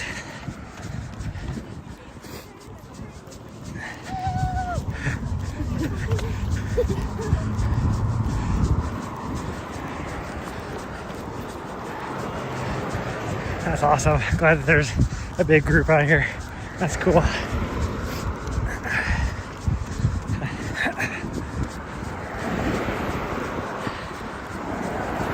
Like, I know, was the last Friday I was supposed to broadcast that and share the feed down at Tempe with the studio. And I woke up, like I did, what, like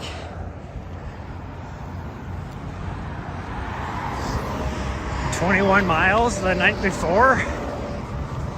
So when I woke up, because I woke up at 4, so that I had to leave, and Helen had to be down here in time by, I think I had to leave by like 4:45. I woke up, and I was like, nope, ain't happening.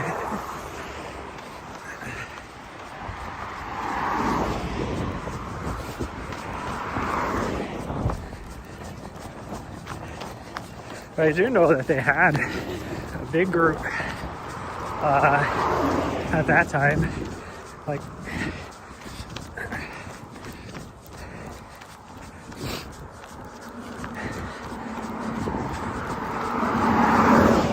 although I don't know how much of it they would have shown, because that was before anybody in the studio really gets it.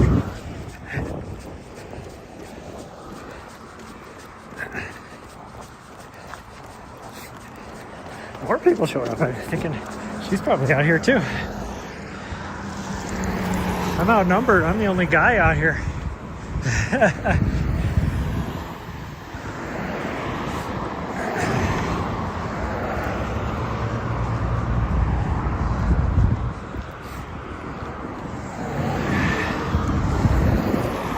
Okay, we're starting our little walk to the sign right there.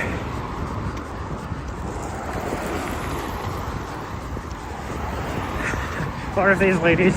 So you only have to do one segment out here, and you get entered into a raffle for a free pair of shoes.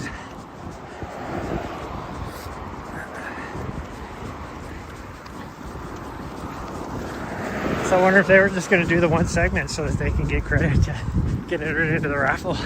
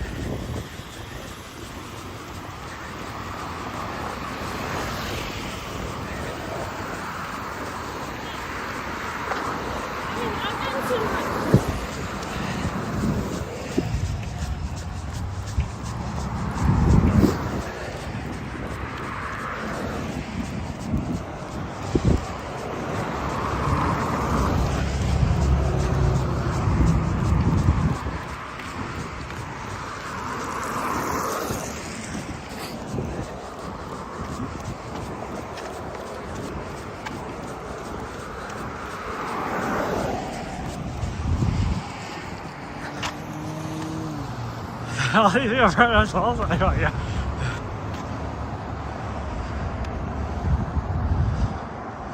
I mean, where you see that right?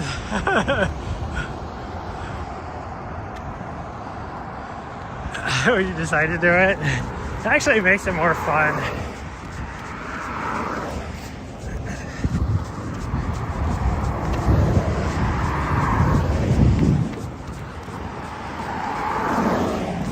There was one time down in on the Tempe segment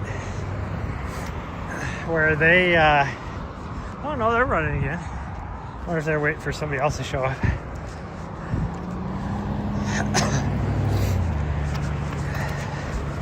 They had like, oh god, well, even the segment in one of the ones in California, I don't remember which one, they had like 160 people out there. I don't remember if it was the San Diego one or the or not the San Diego, was it LA or something like that, or if it's the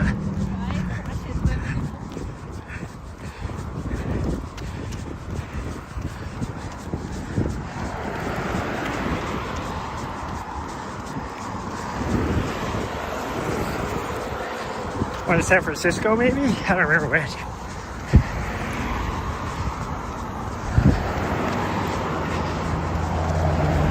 Out of all of them, I think, like, I would argue we have the best views right here with the mountain ranges and all that. But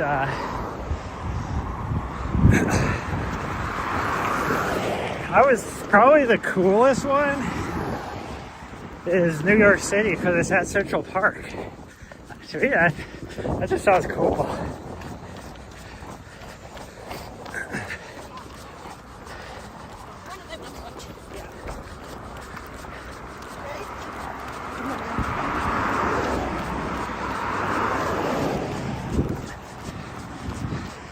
I like the one that's in with the baby carriage pushing her kid. It's freaking badass.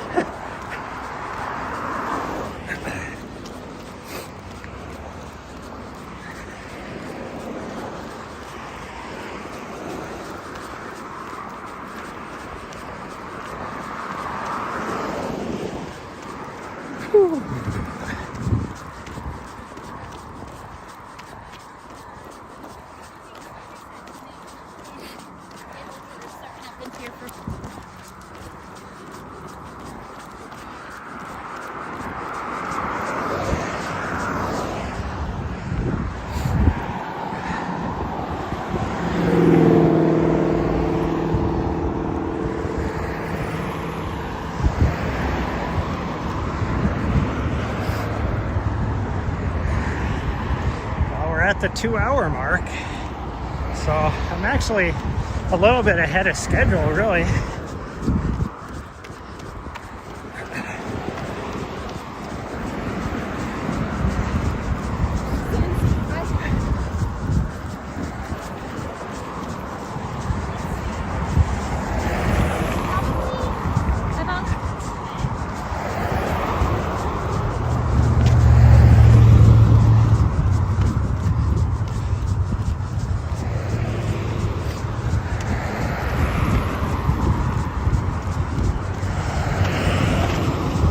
If she's actually coordinated with the studio because she's live streaming something,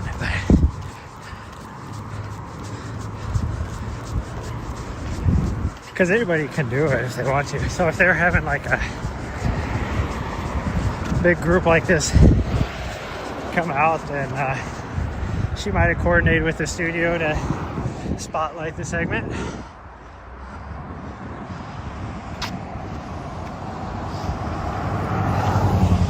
Too far away. 5 minutes away. Yeah, they've expanded over like 100 of them all around the world. Like I saw, like, where was it, Indonesia or somewhere, just got one, and I think the only continent now that doesn't have one is Antarctica. But who knows? Maybe they're going to do one for Antarctica.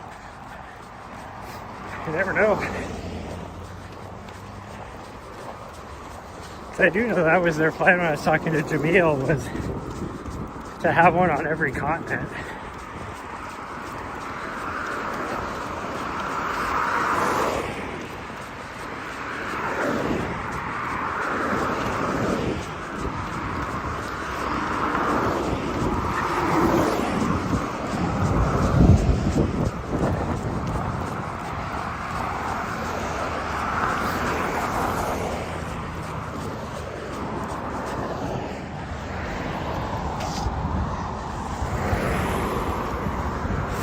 Okay, we're transitioning to our second 2 hour. We walk to the little sign right here.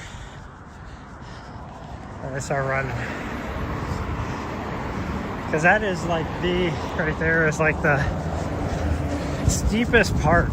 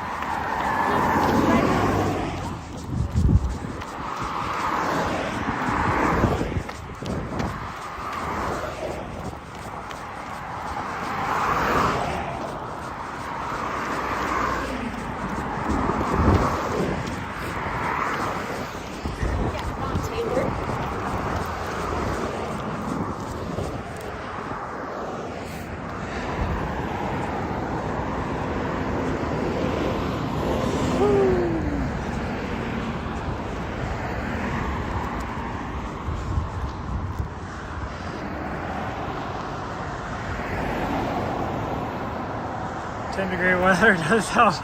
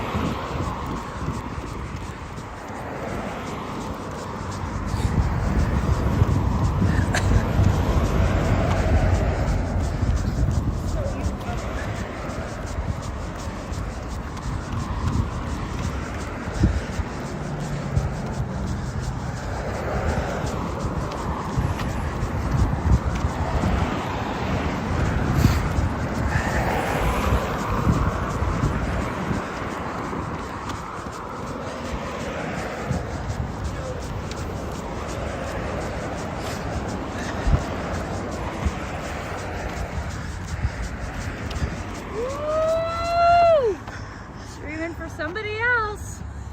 Yep. They say, "What's up? Hi." Hello. I'm streaming for myself right now. Yep. Does this come down? No.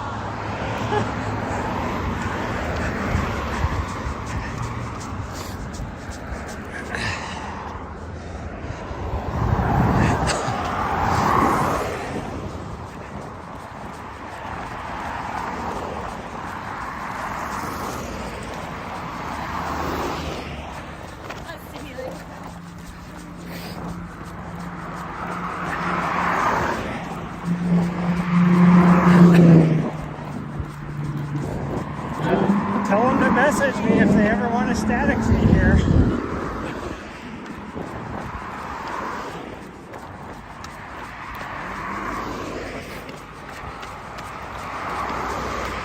Yeah, she is live streaming for the main feed right now. That's Allison.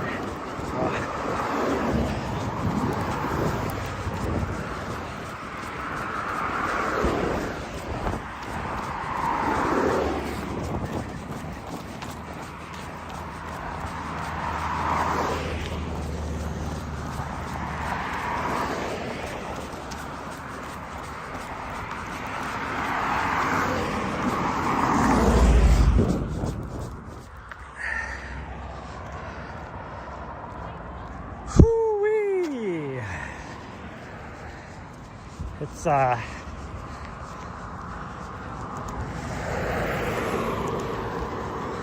too bad out here, really.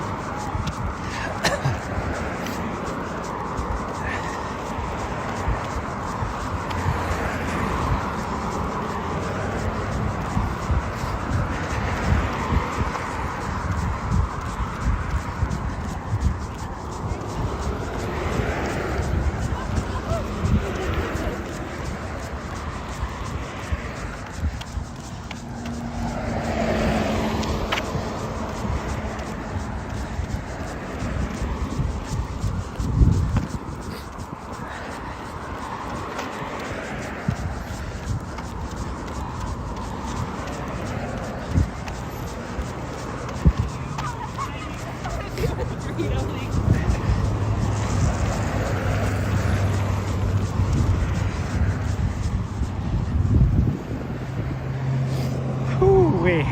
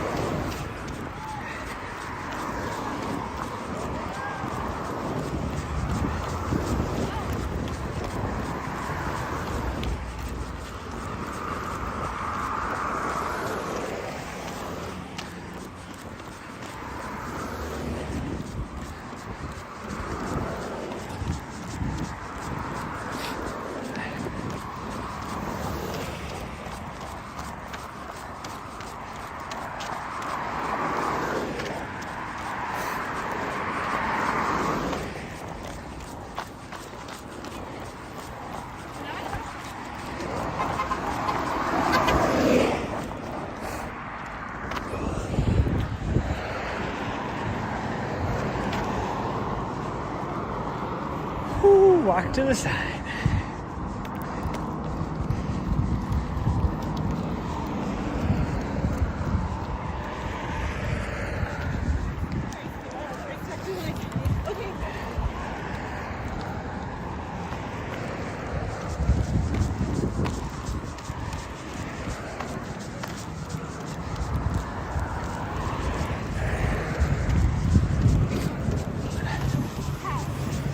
Okay, well you start.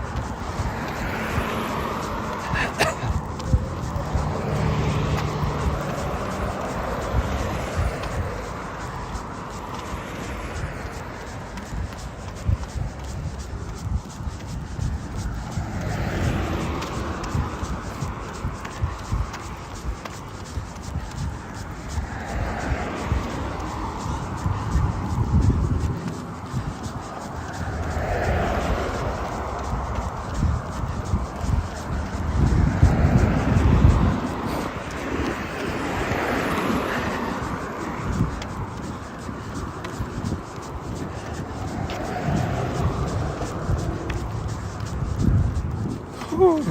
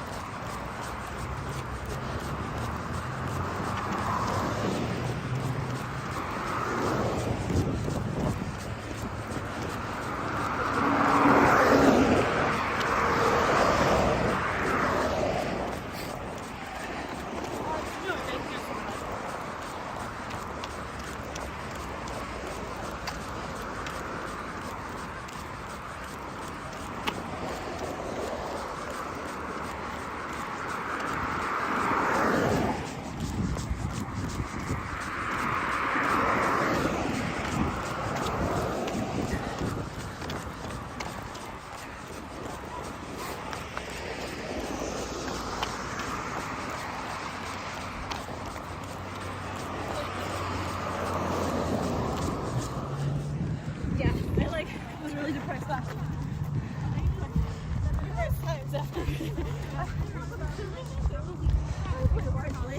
So I just covered the mountains. Yeah, just like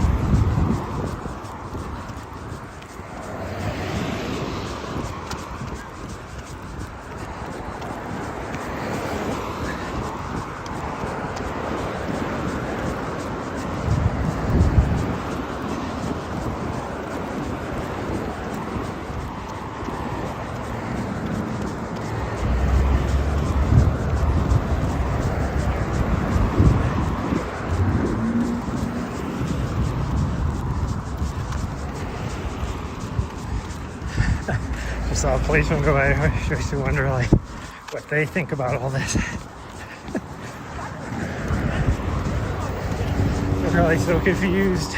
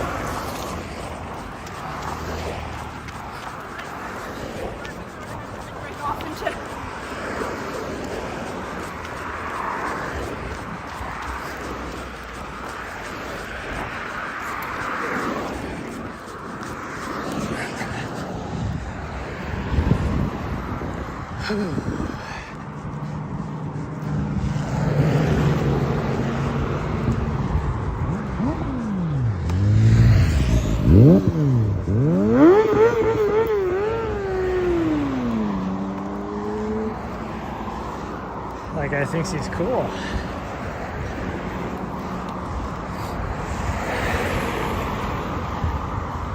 Slow down to rev his engine on his motorcycle. You know, go by all the ladies.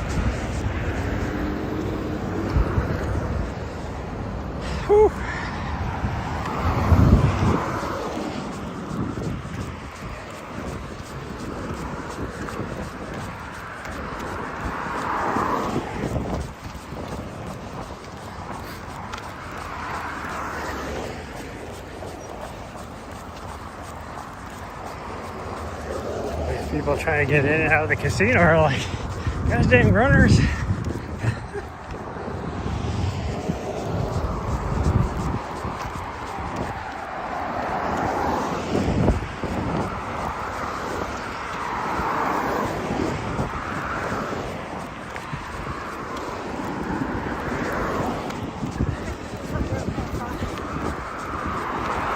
We got 3 miles to my absolute minimum.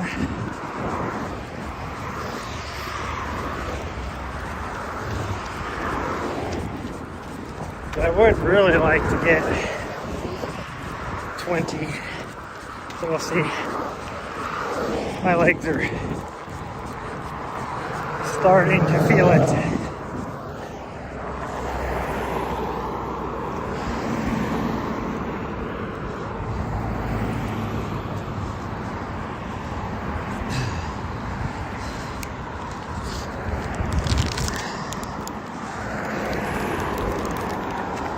Try and fuel up a little bit. Maybe that'll help.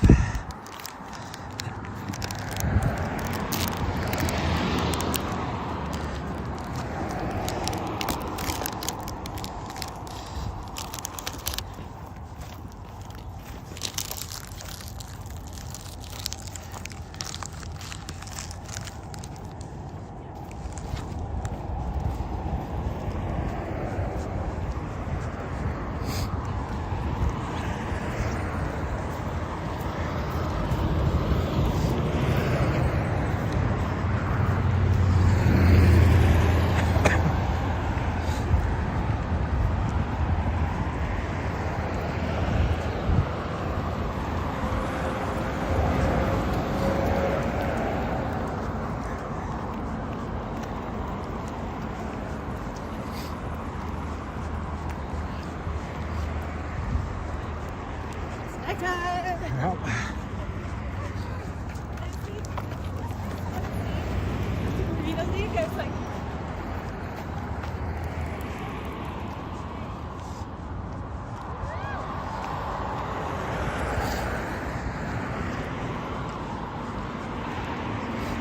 Have you found on your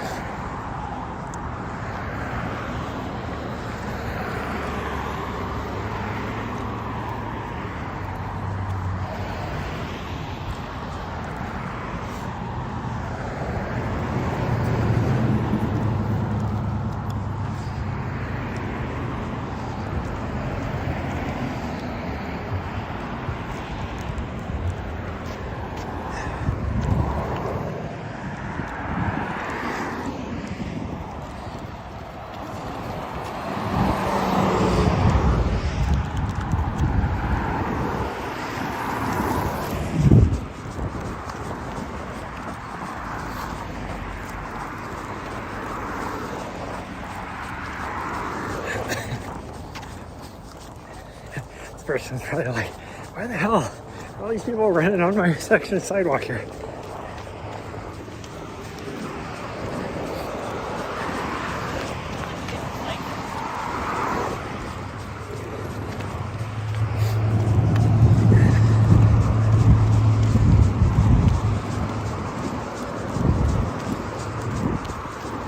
Oh.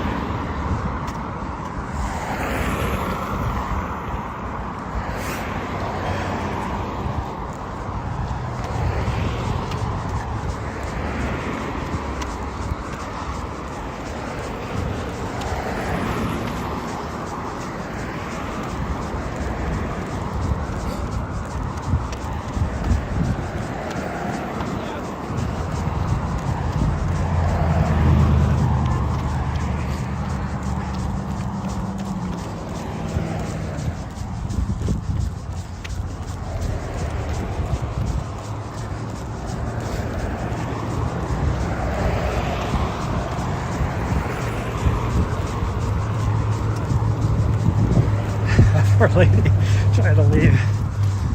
Not only does she have to worry about traffic, but now she has all these people running back and forth in front of her.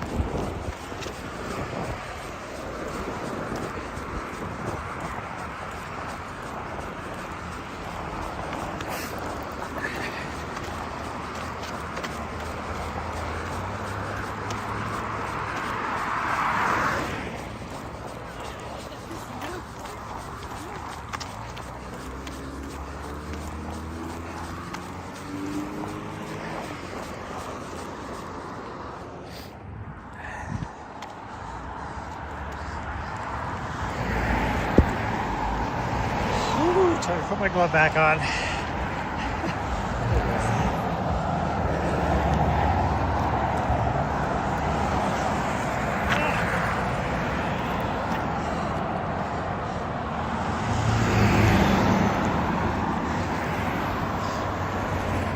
And was starting to get so cold that sorry, had a hard time getting my glove on.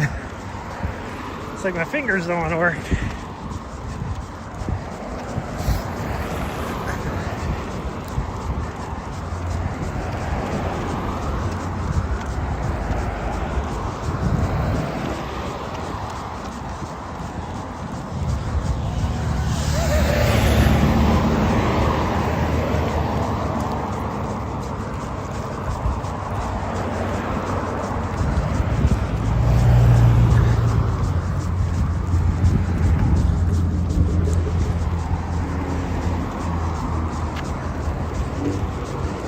Oh, they must be done. I'm here for a half hour or so.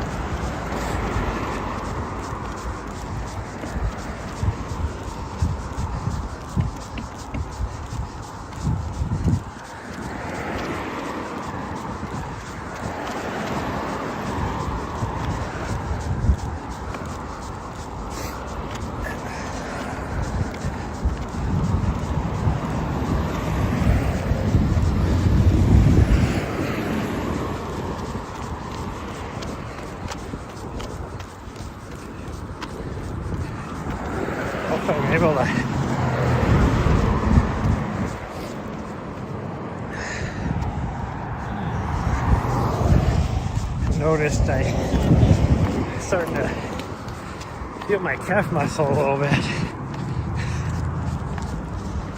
So hopefully it helps less me sore earlier. I gotta get a minimum 2 more miles. Whew. Then even after that, if I can walk for another hour.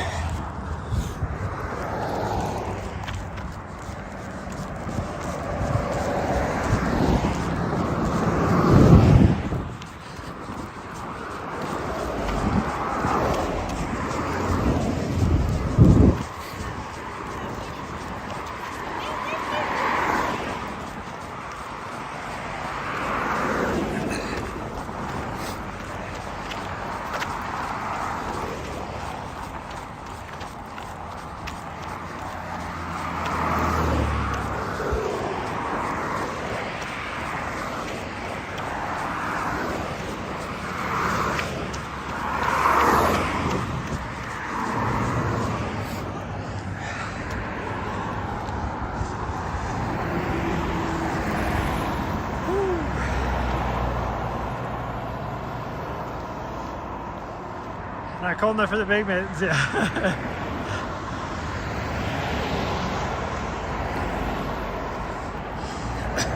I don't even know where my mittens are. I do need to run to my storage unit tonight and grab some other things, so hopefully it's in there maybe, I don't know. Because if I get out here earlier, then I'm definitely gonna need them.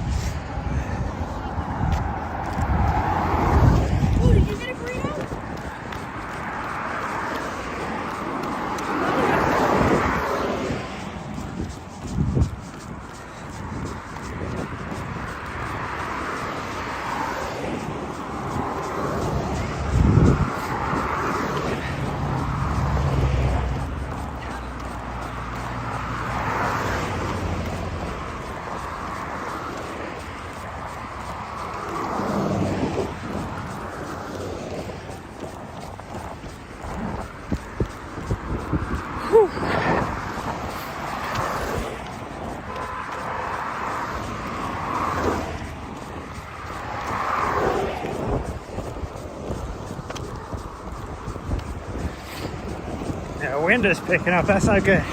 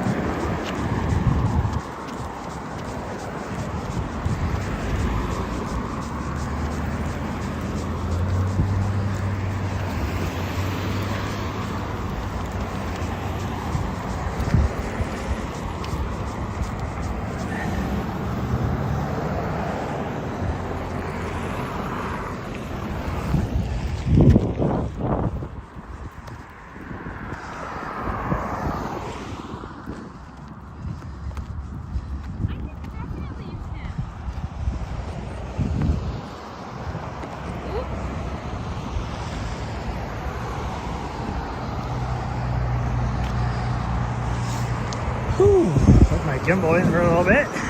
Starting to give me the red light. And my phone's about charged back up again, so it should be good for a little bit. But I don't know how much more I have in me, because I am, once I hit like the 12-mile mark, my legs are just inky.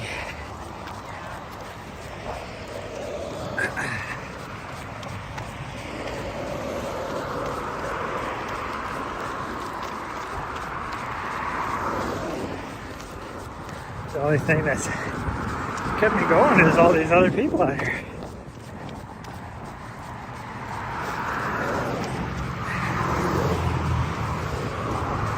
No better way to inspire you to keep out there than other runners out here.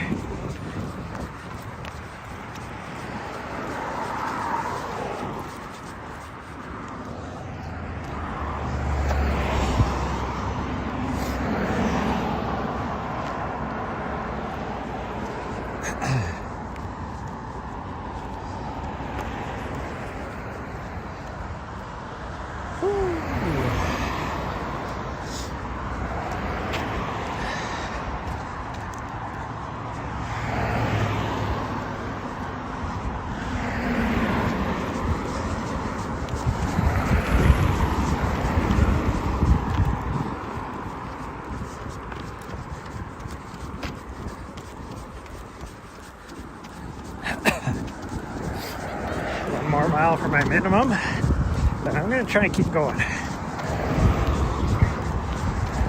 Hopefully I can get my 20.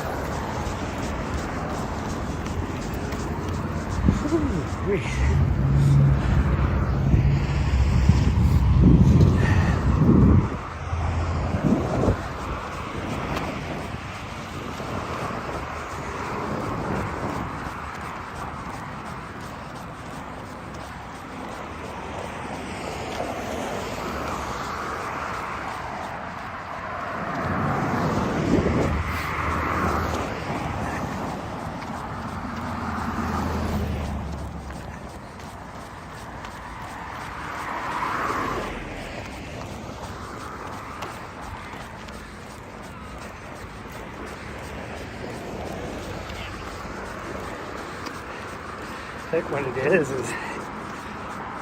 passing all these people, have been running on this uneven curb or on the other side in the dirt. I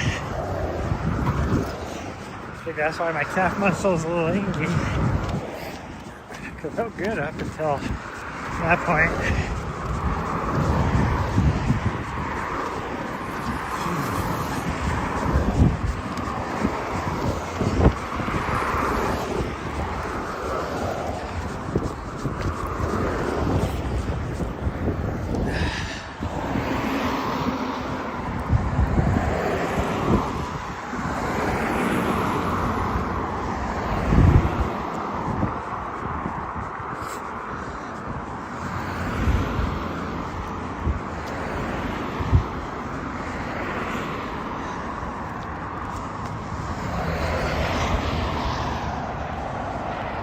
Walk to the side, now we gotta go again.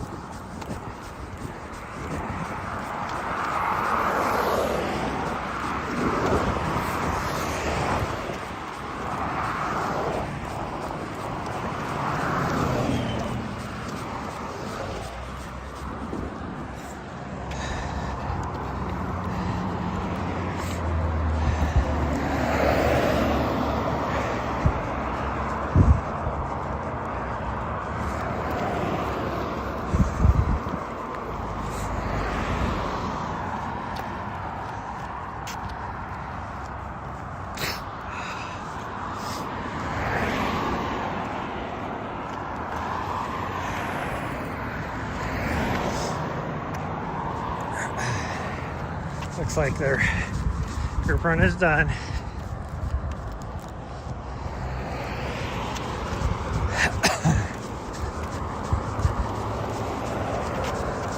What is that, about an hour, it looks like?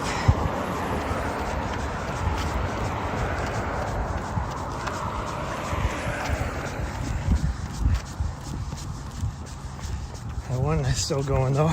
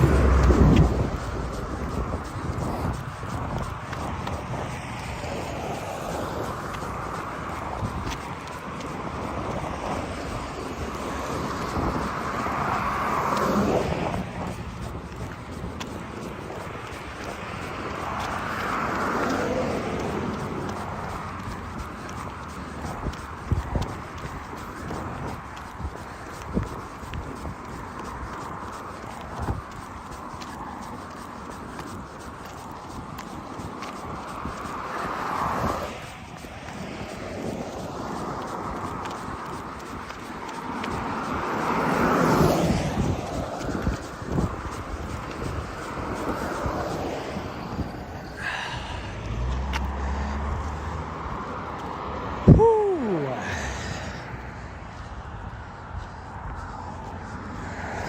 Feeling the leggies.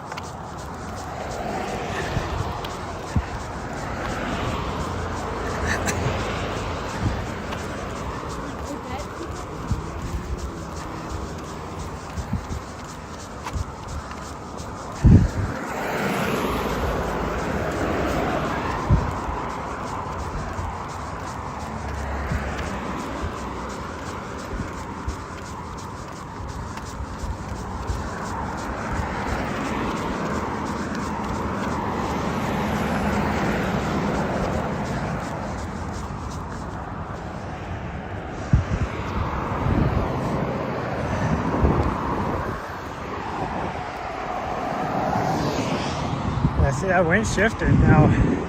So now going this direction, it's a headwind.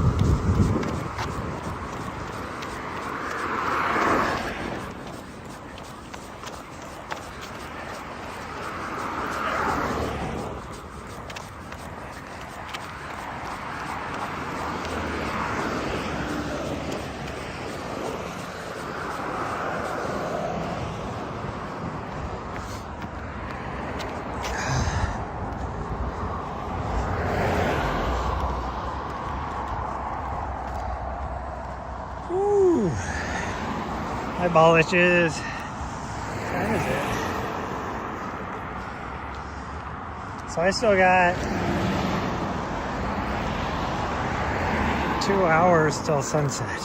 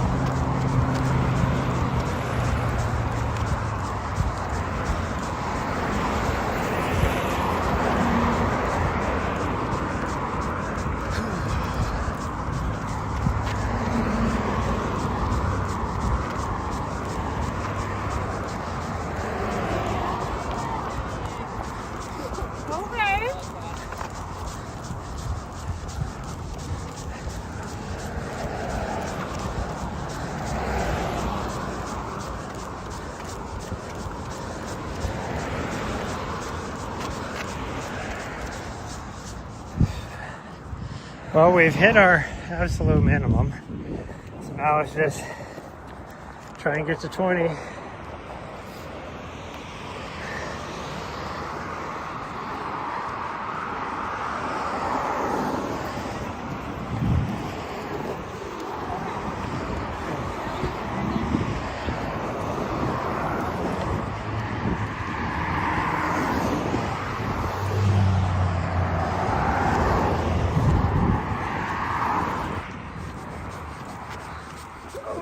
If anything, I can run the downhills walking up.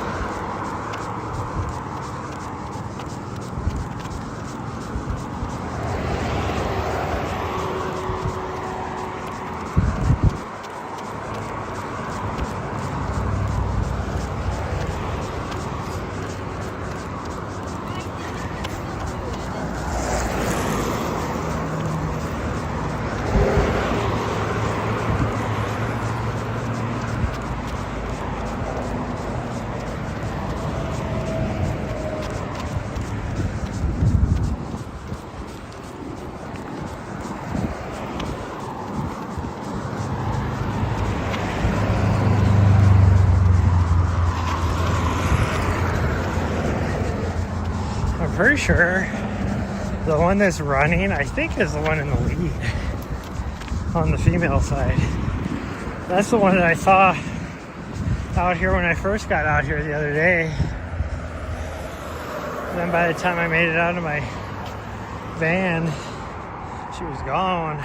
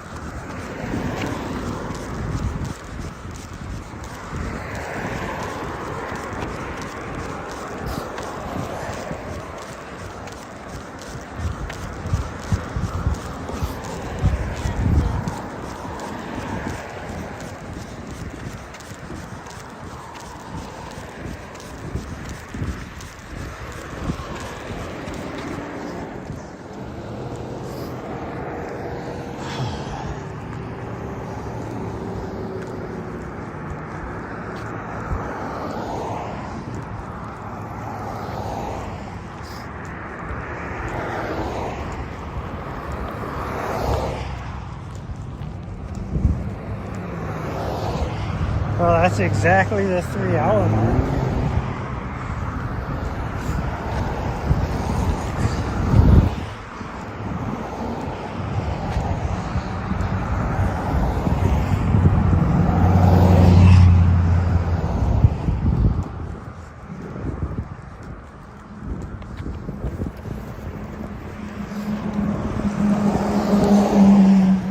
So I've definitely slowed down my pace quite a bit.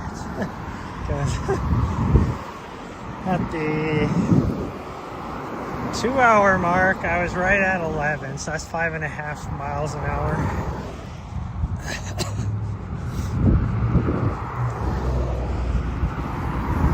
So that means this was closer to a 4 miles an hour, 15-minute mile.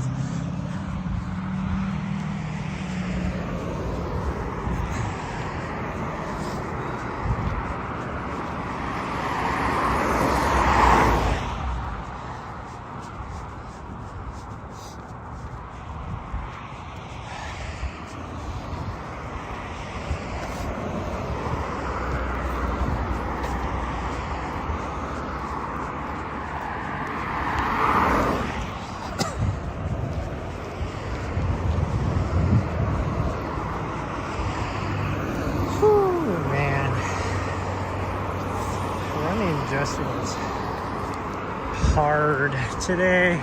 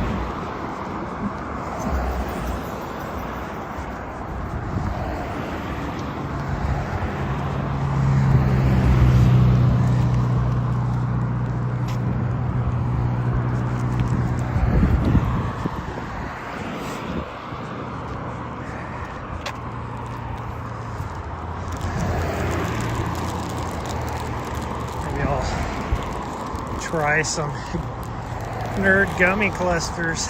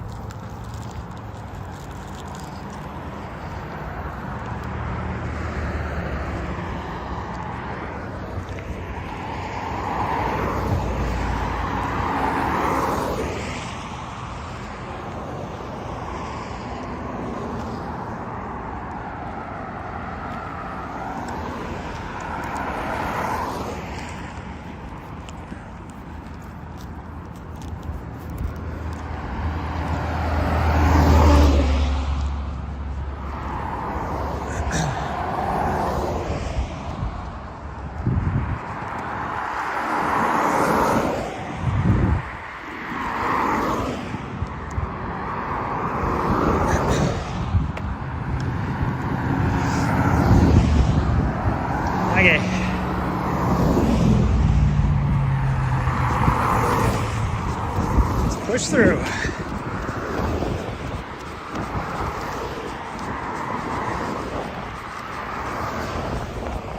Can do this. We got this.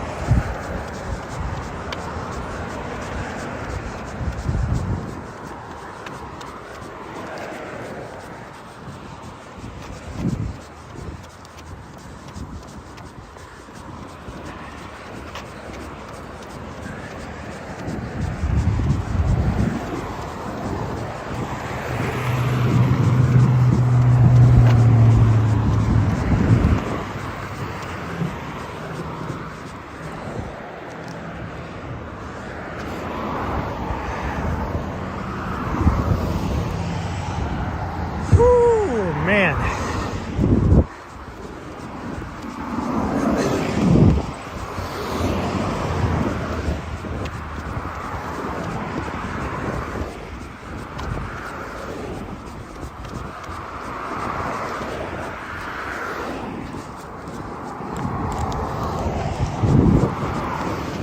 I just hit 16 miles, so we're a mile over what my minimum was going to be.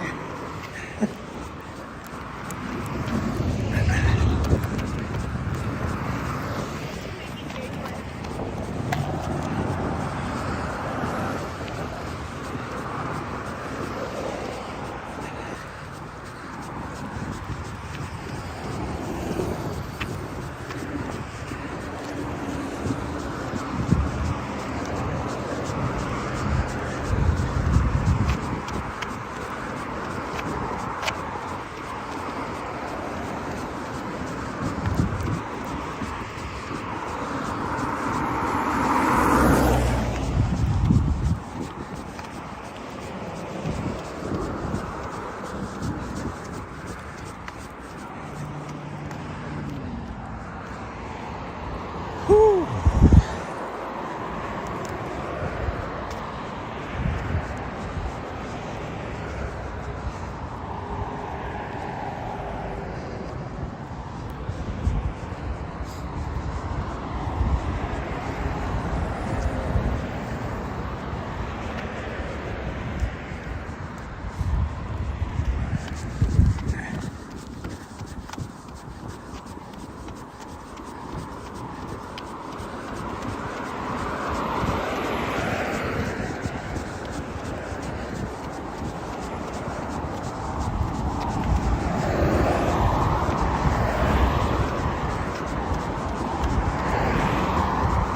All the ladies must be done.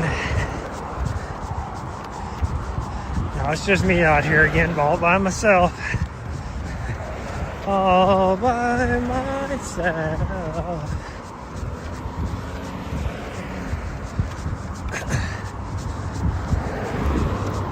Whew.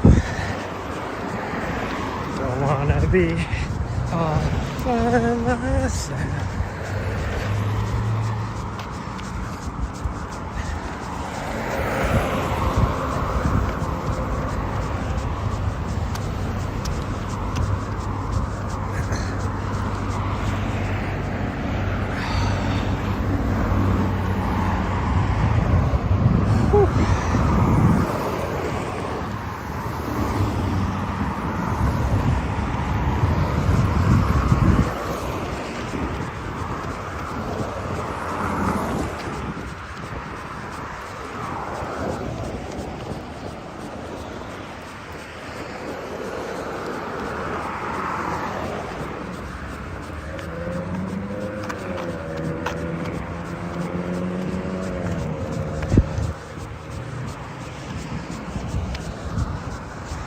Hoping, I know Allison is gonna tell Jeff that I was out here today.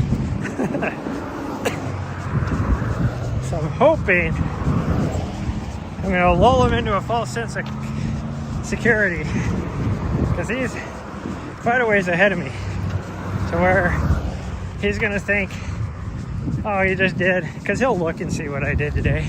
He'll be like, oh, he just did, 20 miles if I get that far. So he won't run again for a couple more days. And then I'm going to come out here tomorrow and do another 20 miler, and hopefully. And then I will be ahead of him.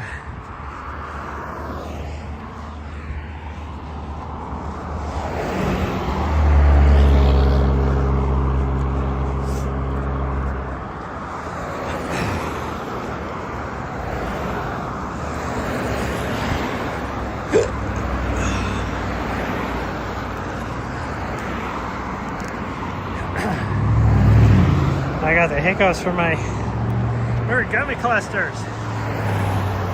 Still going. Or says she wants to go to 10 mile, but like, do I want to wrangle 2 dogs? She'd be fine.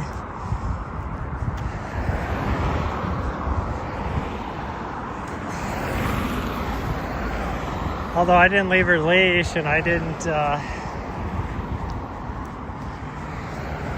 Her harness is still in the apartment.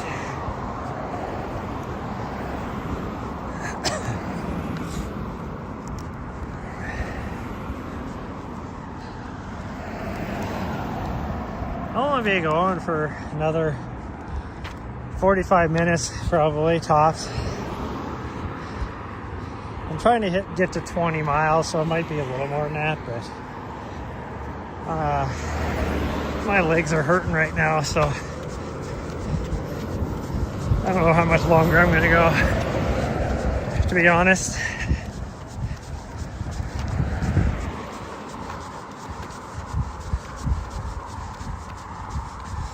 I have just over a 5K to go to get 20, so I think I can do it. It's going to hurt.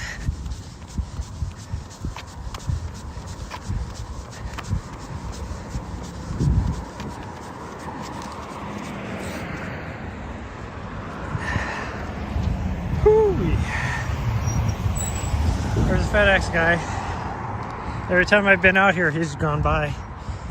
He's probably like, what the hell is wrong with this freaking idiot out here?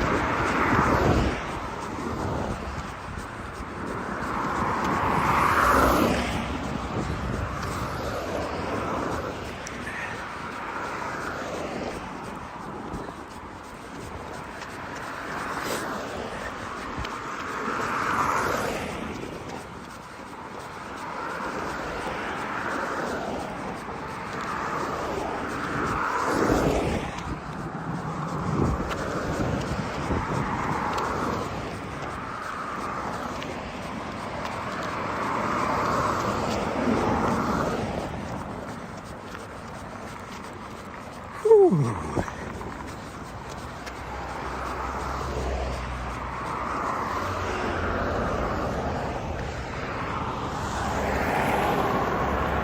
I mean, think about it this way, really, you'd only be wrangling one dog, because Riley always has such good behavior.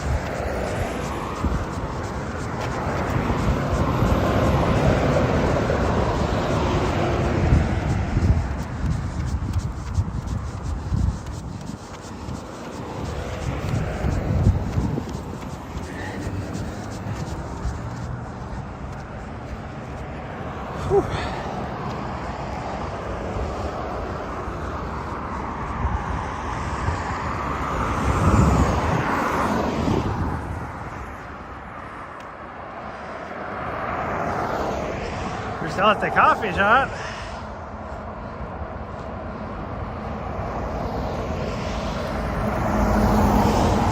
You think you might have 2 leashes?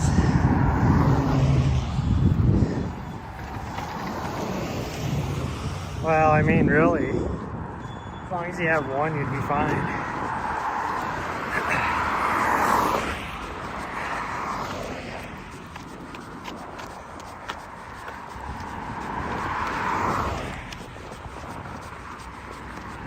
Nari's really the only one you have to worry about.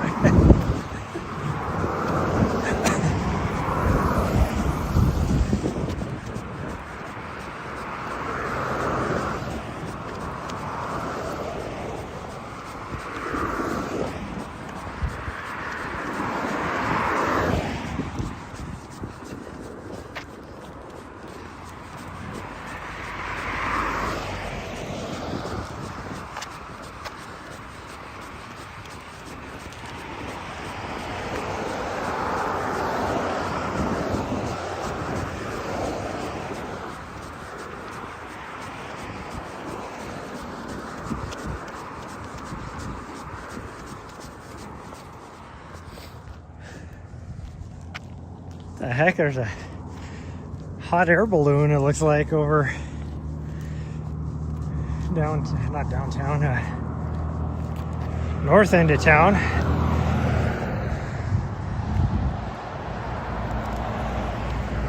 Whew.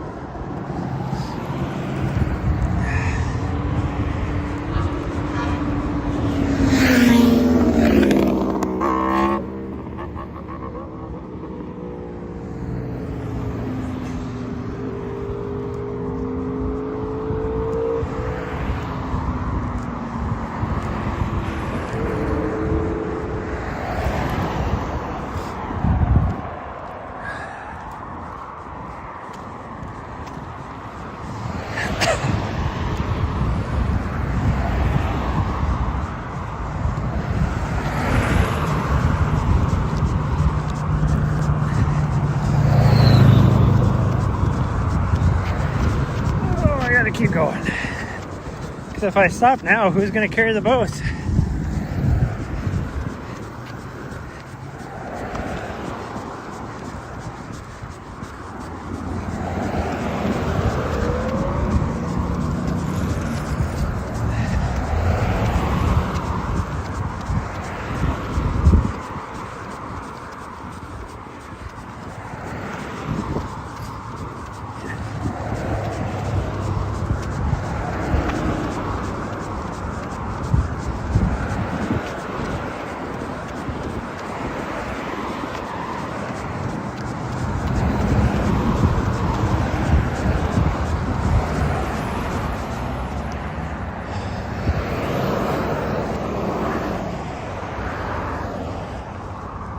It does look like a hot air balloon. What the hell?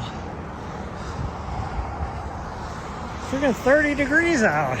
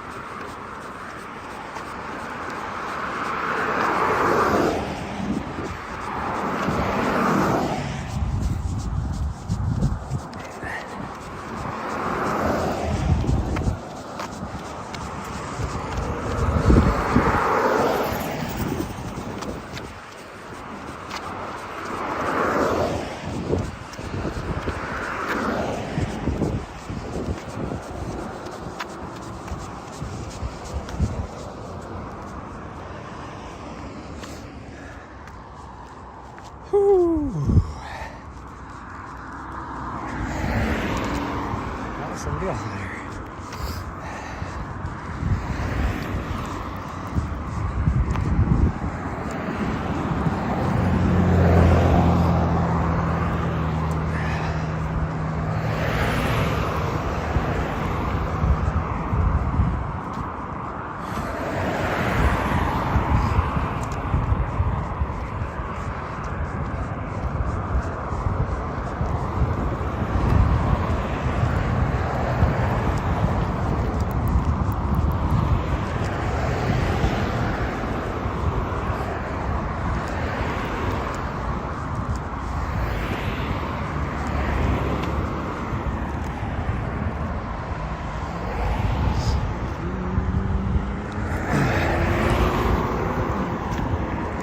Oh man,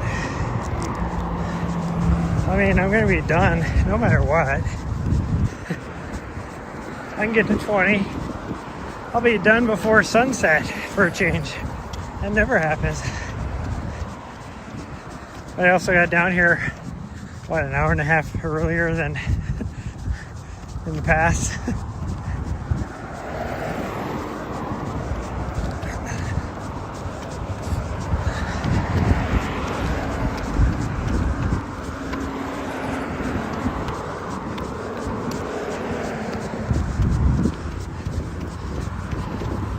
Pretty sure that's the guy that's technically in third right now.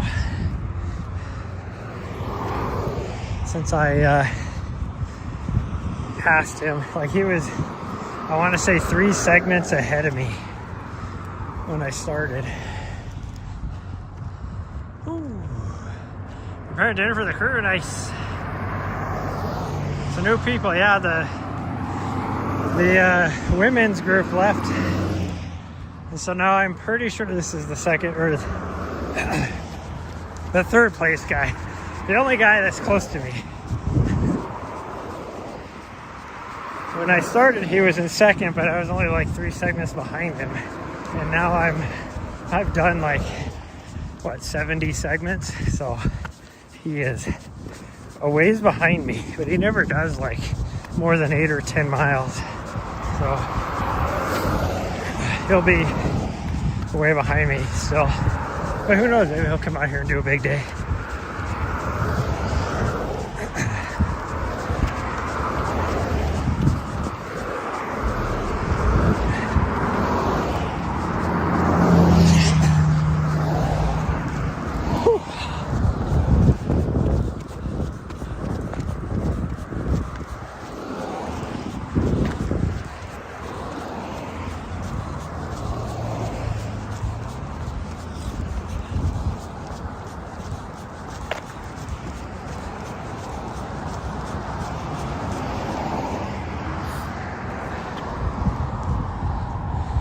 Somebody else new? God dang. Or is this just somebody out here running?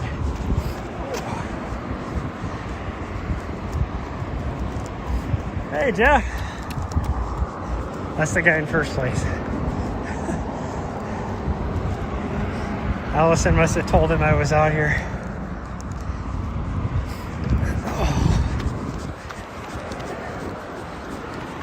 So of course he had to come out.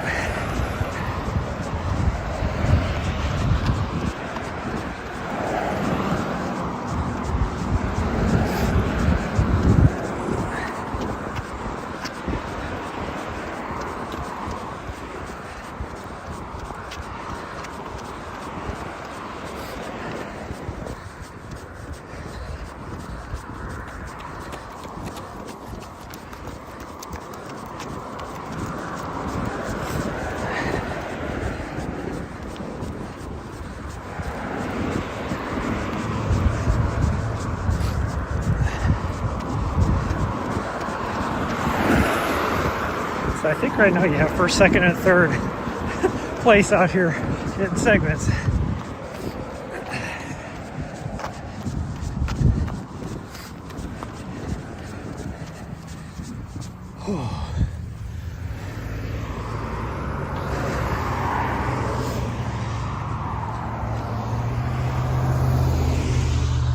Here we go at the dog, stay for a walk, have fun running.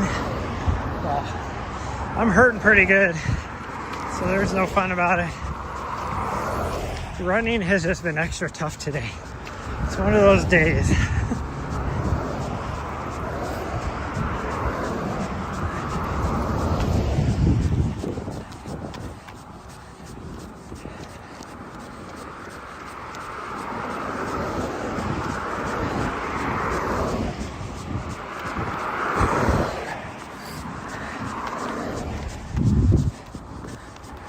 I'm almost positive Allison told Jeff that I was out here, so that's why he came out here. He's like, oh shit.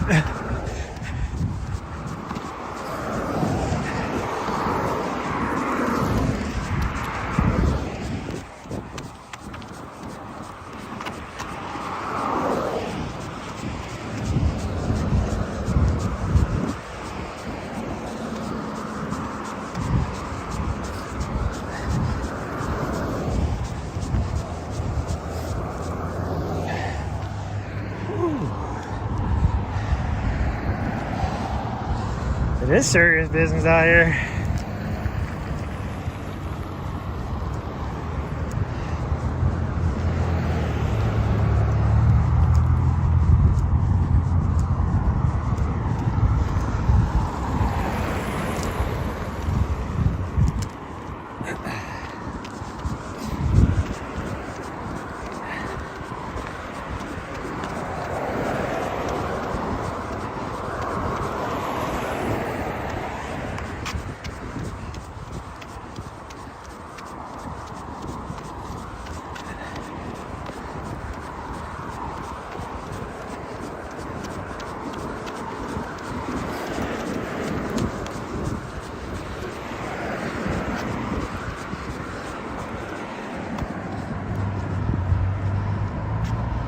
You have to coach a basketball game at 6? Oh, okay.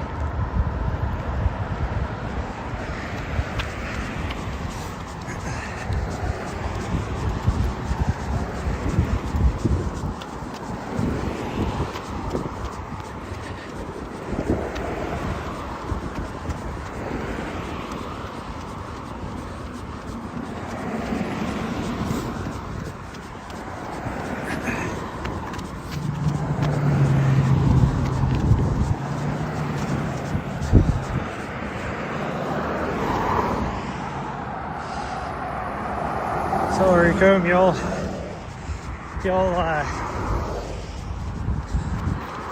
get a kick out of this fun fact about Jeff Garmeyer here.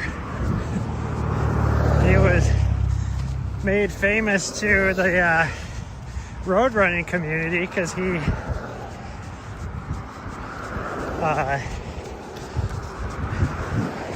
ran a 5K in Crocs and set the record for 5K in Crocs here in Bozeman even. Is where the race was.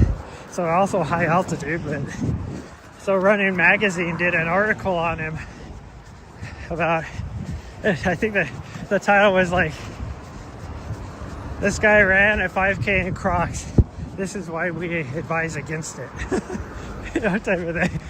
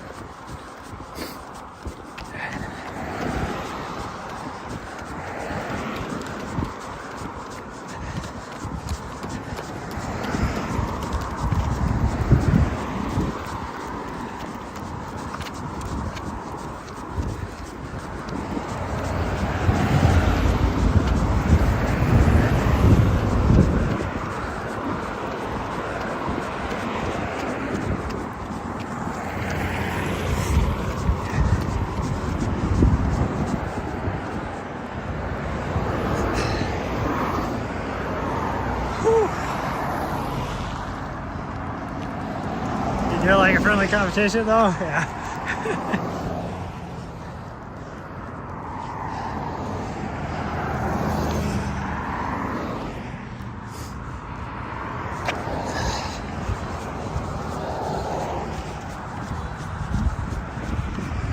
Well, I got a little over a mile and a half to go.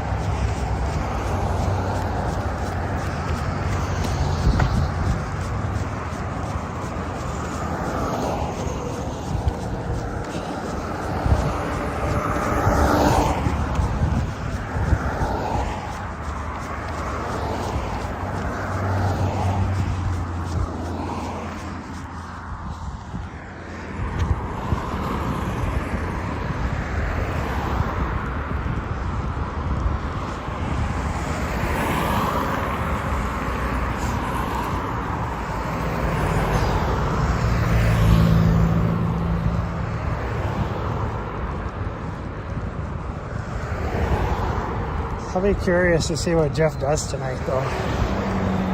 Is he going to do his normal, like, anywhere from 6 to 10 miles, or since he knows I'm going to be out here doing a big day, is he going to push it more? to maintain his lead. Curious.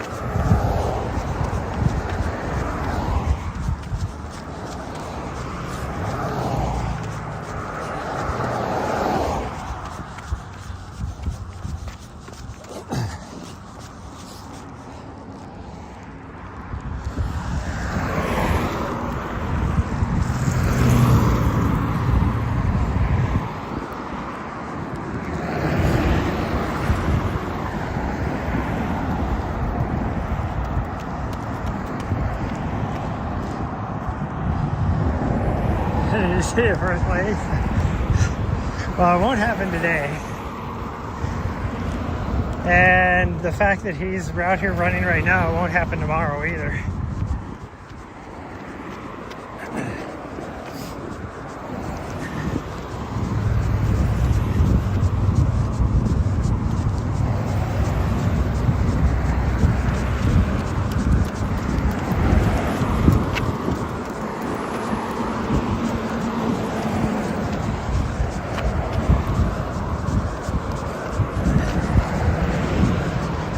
But, you know, it says a lot that I feel good about myself, the fact that I'm competing with a pro trail runner right now.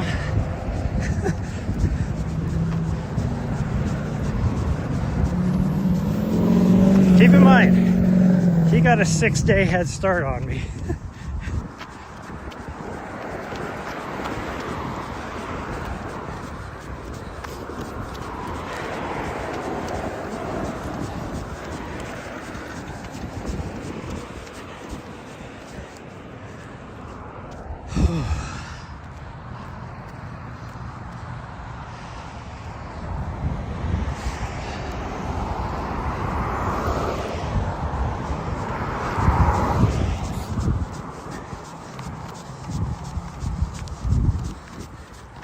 I think I got, what, 5 more segments to go before I call it quits for the night.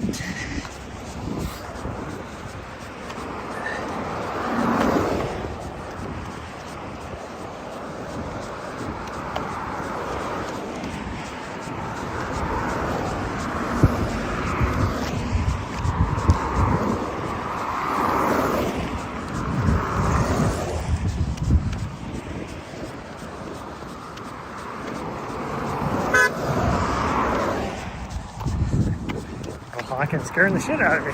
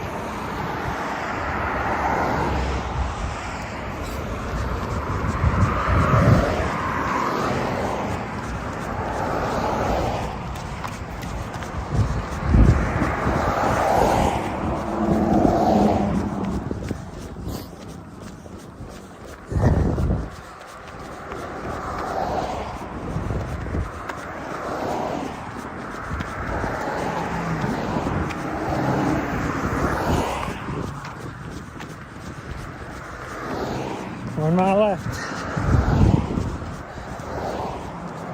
which will be under 4 hours. That's faster than I did here last time, even with me hurting as bad as I am. It's like having that big group of women out here helped. Oh, it's not, it doesn't matter if they're women, just a big group of people out here in general.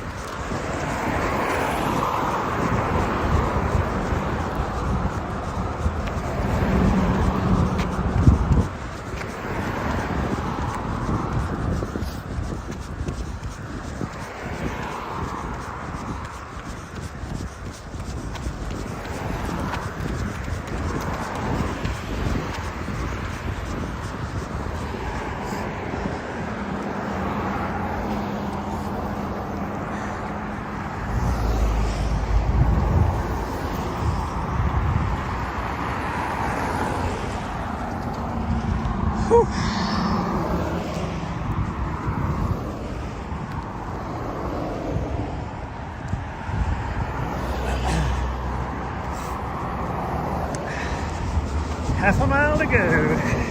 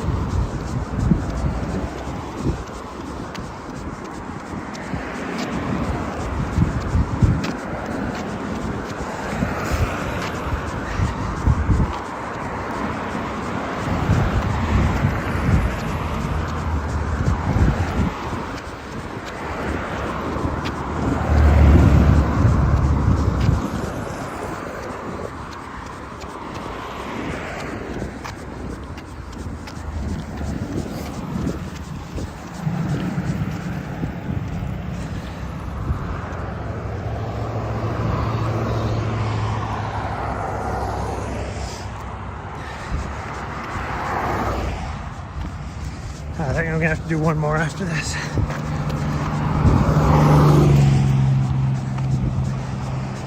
Which is fine, because I can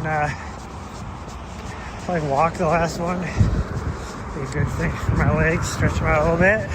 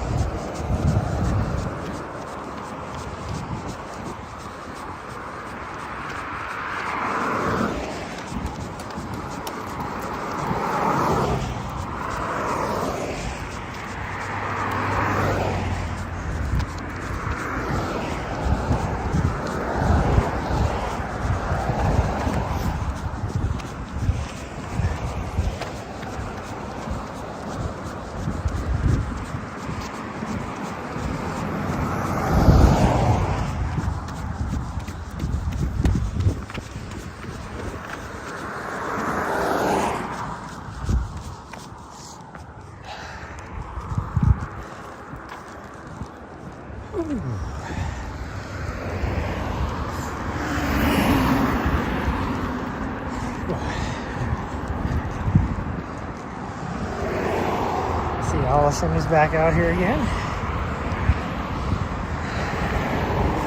She didn't have enough the first time.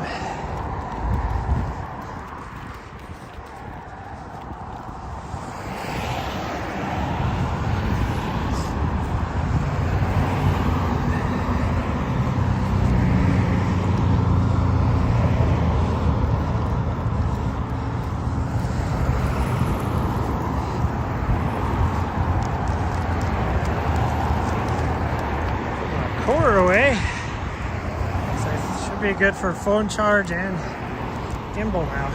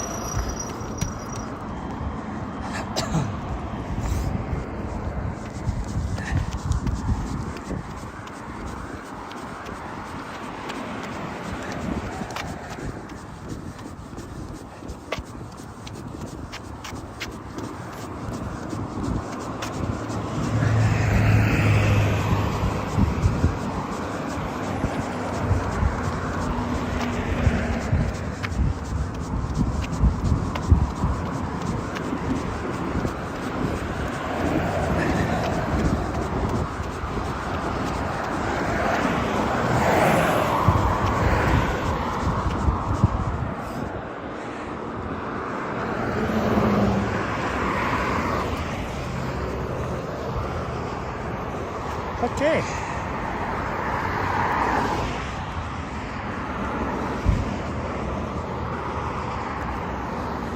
Yeah, we'll walk this one.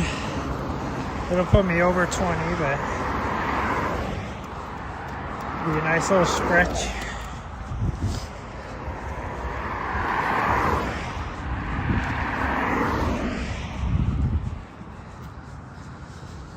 Ooh, and I know why my legs hurt, because I have not had as much fuel probably as I should have, or as much water, but it's okay.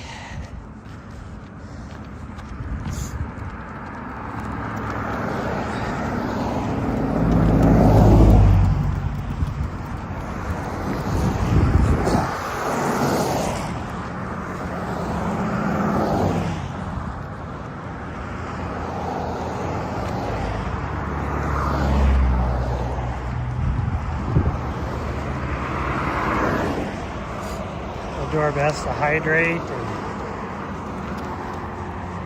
and get some food in tonight.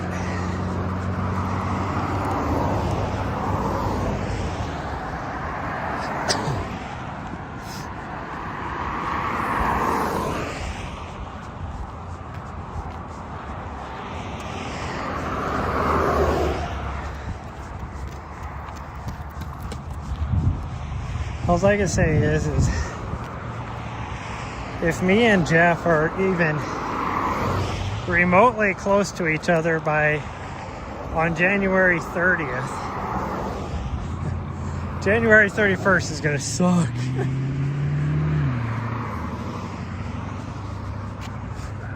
Because I guarantee he will he'll go 24 hours if he needs to.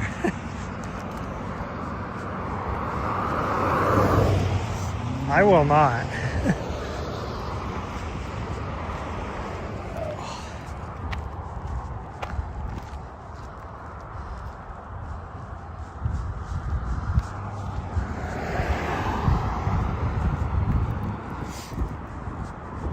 Oh yeah, we just hit the 4-hour mark and we just hit the 20-mile mark. So not quite as much as the other day, but I slowed way down this last, 6 miles really. Last 10K. Man, my legs just started to hurt.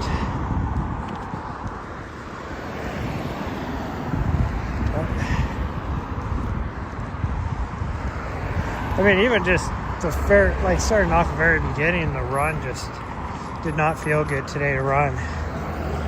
So I struggled the whole time, but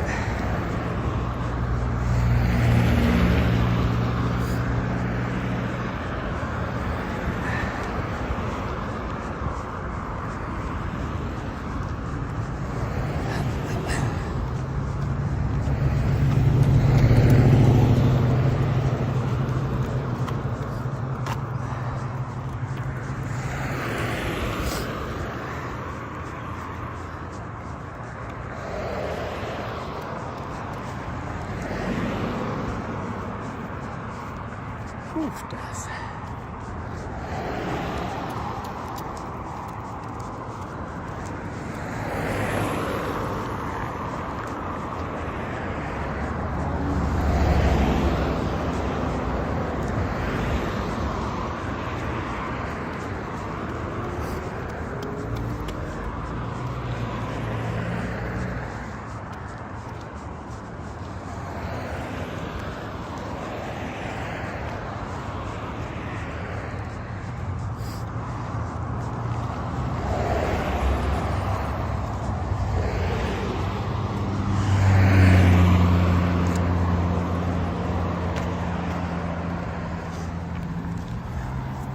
Actually, that wind went away and it got it is warmer now than it was 3 hours ago, and the sun's almost down.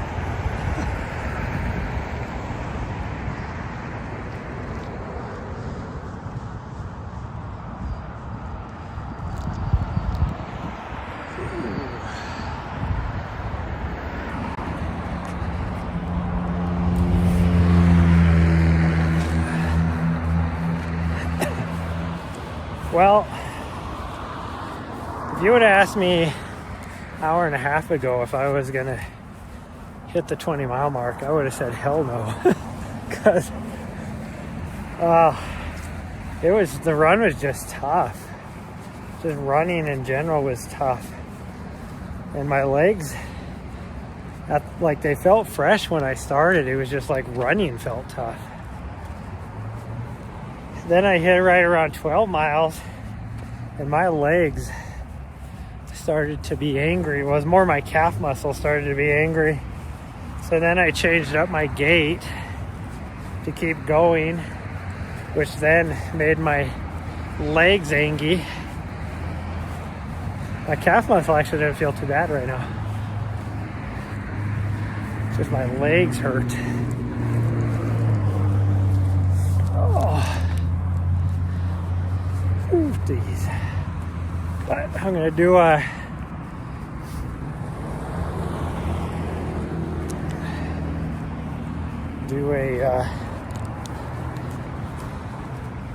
recovery shake or a protein shake of some sort, and